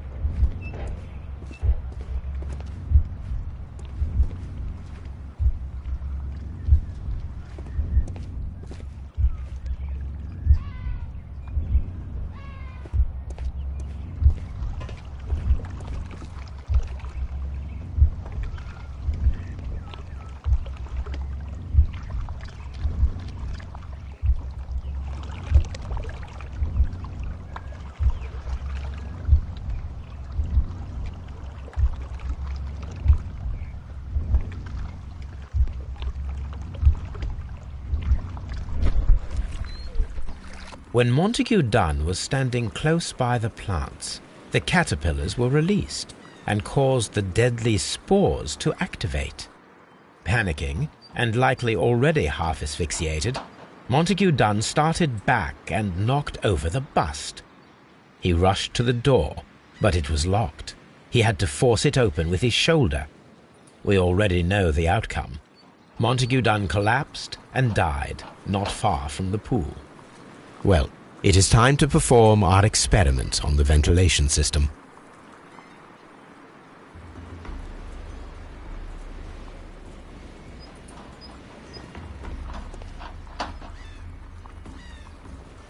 The caterpillars could only fall from the ventilation duct. Our caterpillars are in place. I'll activate the ventilation system so that they fall down. Watson, stay here and observe. All right, Holmes.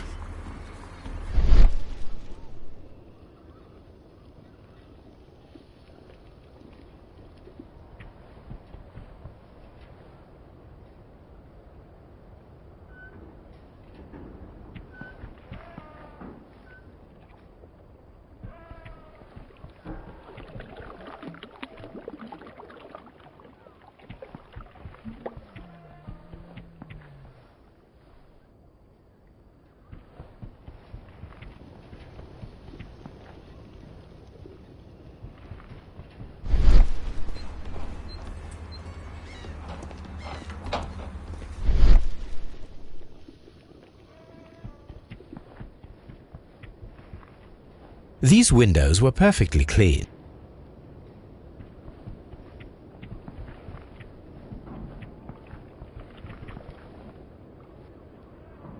The esconsson was breached near the handle.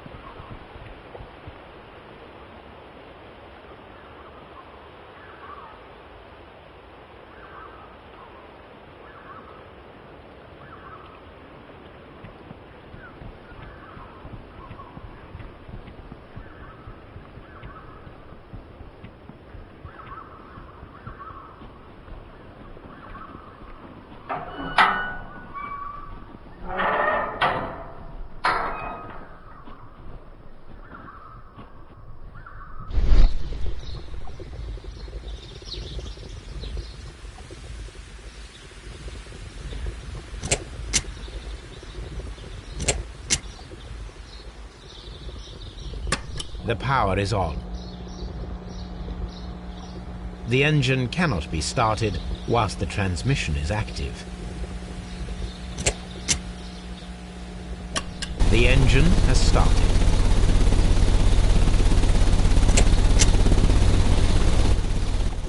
The ventilation system is working.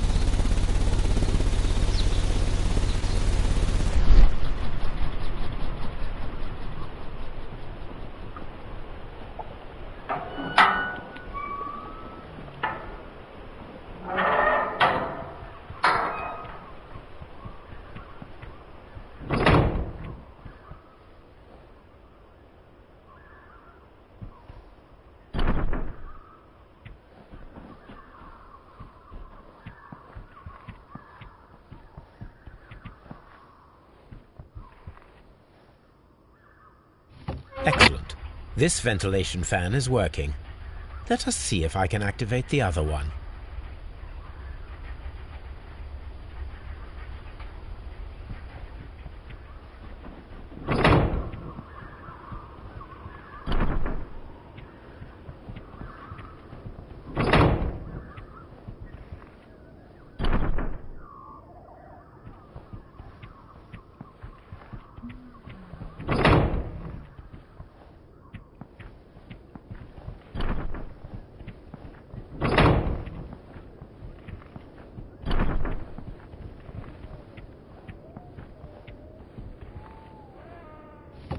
Perfect. Now I just need to find Watson to check the result.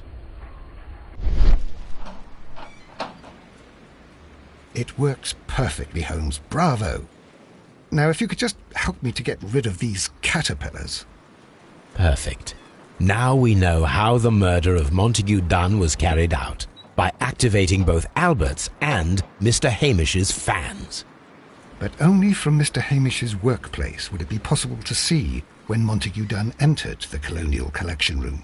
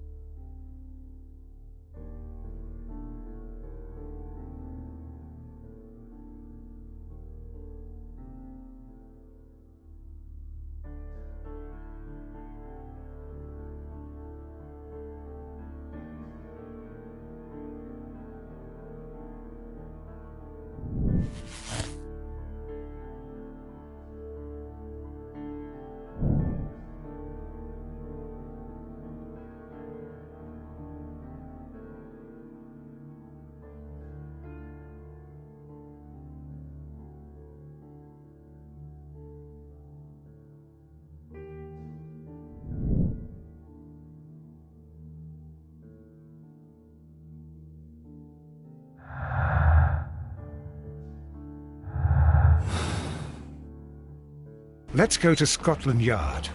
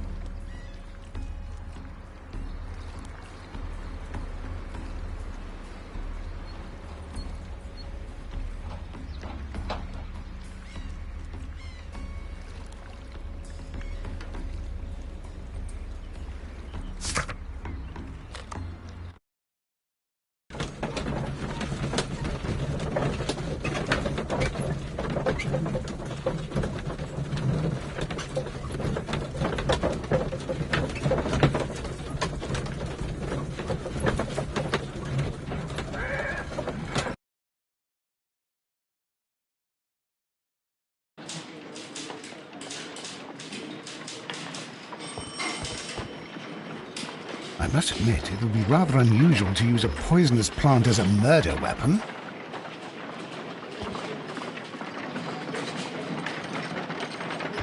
Mr. Holmes? A very good day to you, my friend. Is Inspector Lestrade in? The inspector's waiting for you in his office.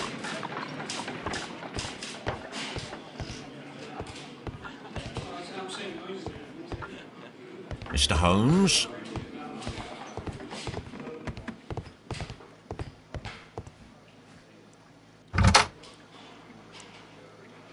Inspector, I believe that Martin Hamish is guilty of the murder of Montague Dunn.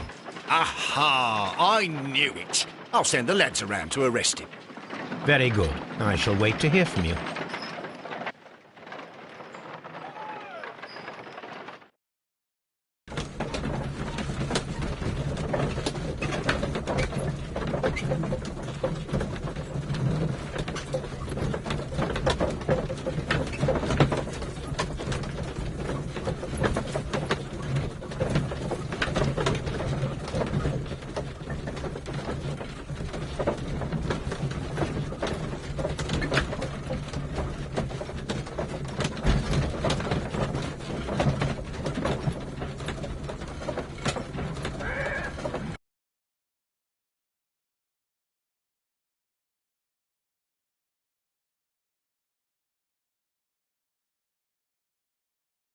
Inspector, I came here as quickly as I could.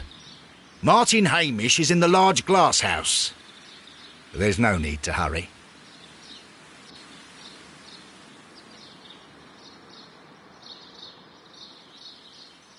Martin Hamish is in the large glass house. There's no need to hurry.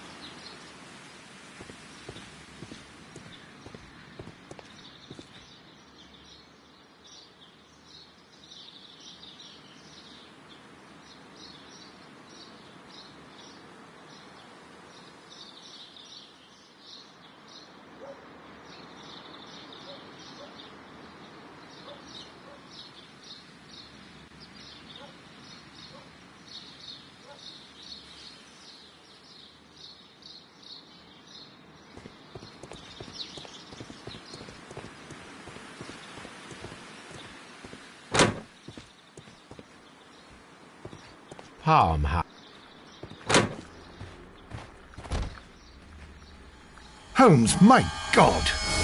Yes, we found him like that. Our messing around with the ventilation system didn't go unnoticed. Mr. Hamish realized that we knew. Inspector, could you arrange the body, please? I should like to examine it.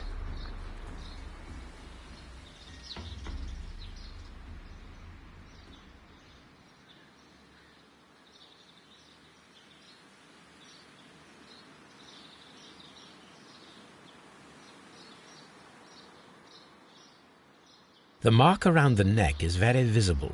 He died instantly.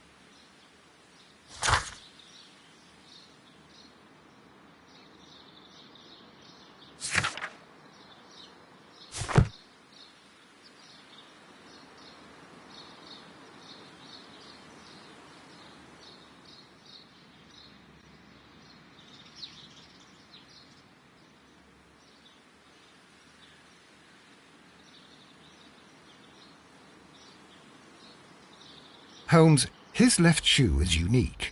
This anomaly is often a characteristic of... A club foot. Bravo, Watson. That is the key element of this case.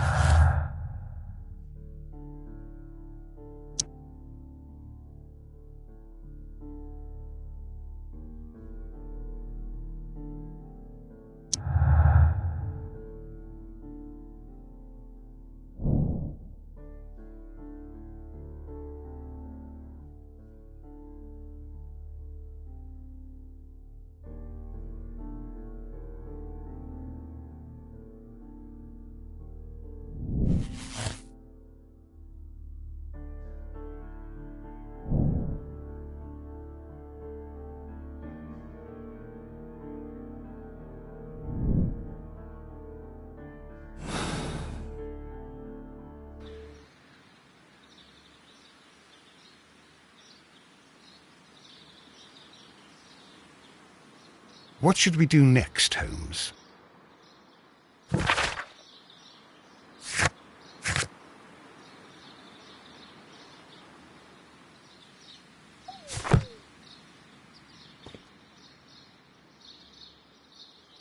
Something about this rings very oddly. Why do you say that, Mr. Holmes? Why? Because of Mr. Hamish's club foot. Oh, I deserve to be kicked from here to Charing Cross. I should have noticed it. But, Mr. Holmes, I can't see why. No, I don't suppose you do. You must recall that Mr. Dunn was locked inside the Colonial Collection Room by the murderer. If it was Mr. Hamish, he would have had to run up to his workplace to trigger the fan situated above it, taking into consideration the condition of his foot. Well, it is still possible.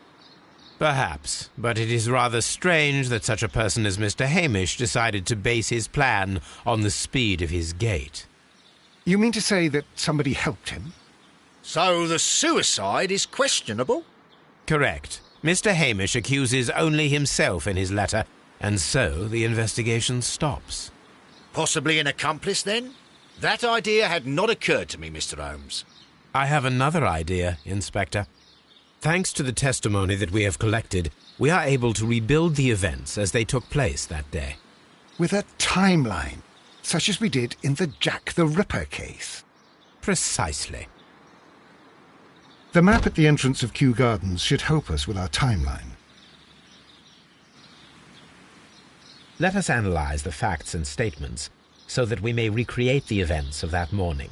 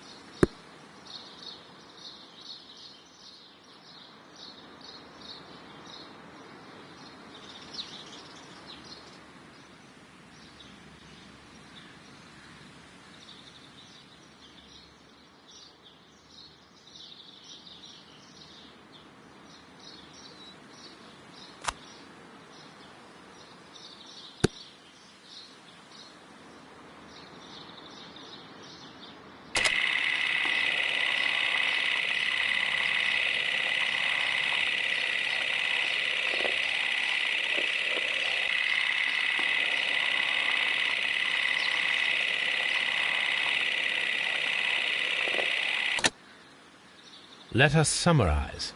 Montague Dunn was poisoned inside the Colonial Collection Room. He forced open the door, which means that someone locked him inside there at 10:20. Martin Hamish was last seen at 10:10. This means that he has approximately 10 minutes to lock the door of the Colonial Collection Room. Given that he was club-footed, it is doubtful. Albert also has 10 minutes to lock the door of the Colonial Collection Room, which is quite enough time. Miss White was last seen at 10 o'clock, which means that she had approximately 20 minutes to lock the door. More than enough time. Perfect, Watson. Now, let us ascertain who assisted Martin Hamish in killing Montague Dunn.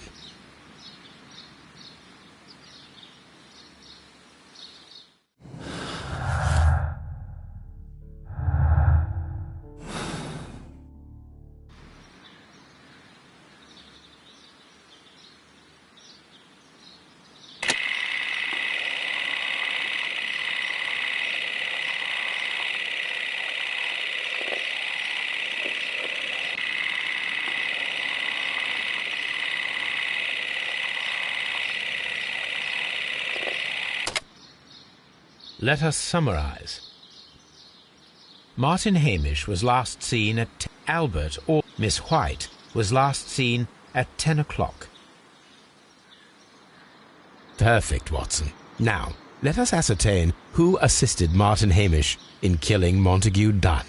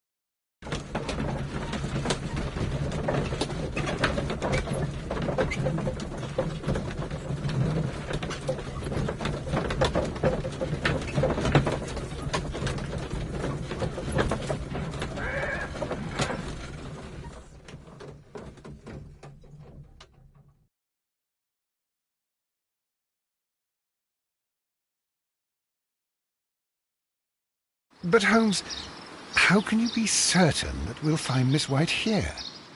It is obvious, Watson. Just use your brain. I am using it. I do use it.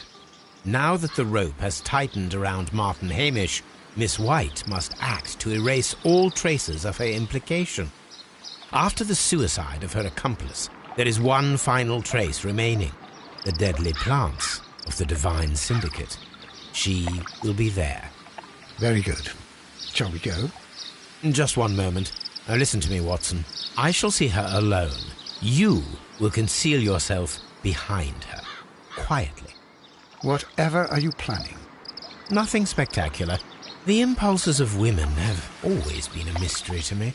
But she is a bold one, and so we must be cautious. All right. You can count on me, Holmes.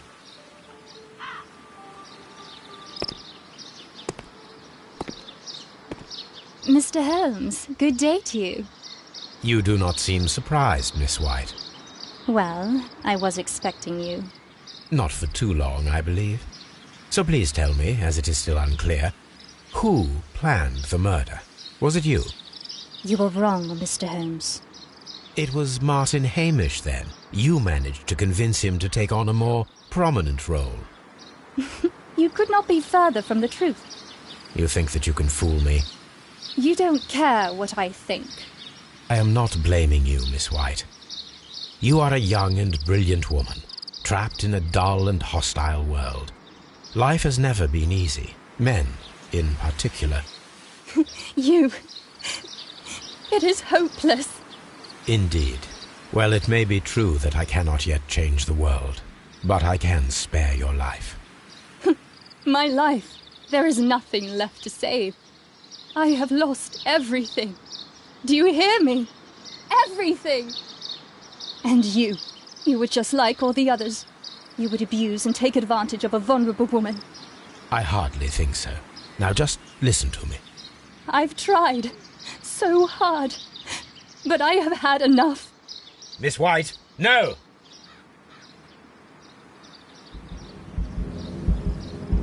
I beg you not to do this, Miss White. Don't come any closer.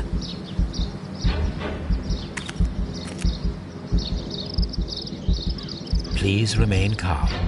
We can help you. Not one step further. Don't try to stop me.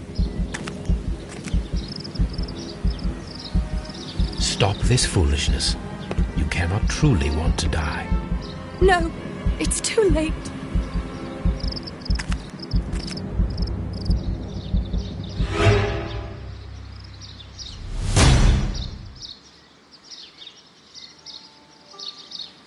This is tragic. Are you able to do anything? I'm afraid not. The poison has been fulgurating. Her heart stopped instantly, poor child.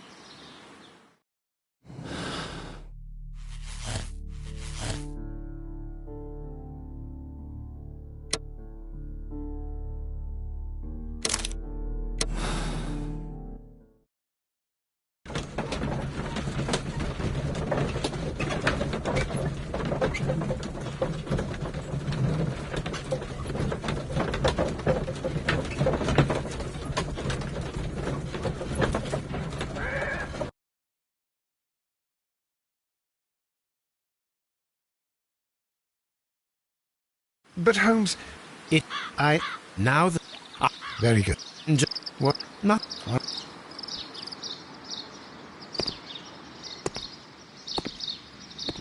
Mr. You... No. You. And you. I've... Miss White, no!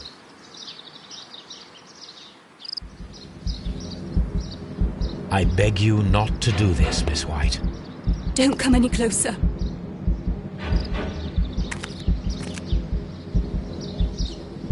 Please remain calm. We can help you. Not one step further. Don't try to stop me. Stop this foolishness. You cannot truly want to die. No, it's too late.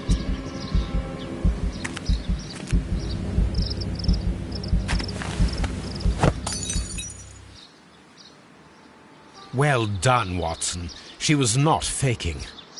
Miss White, you have no right to take your own life. Dr. Watson? Did you just save me? Or worse?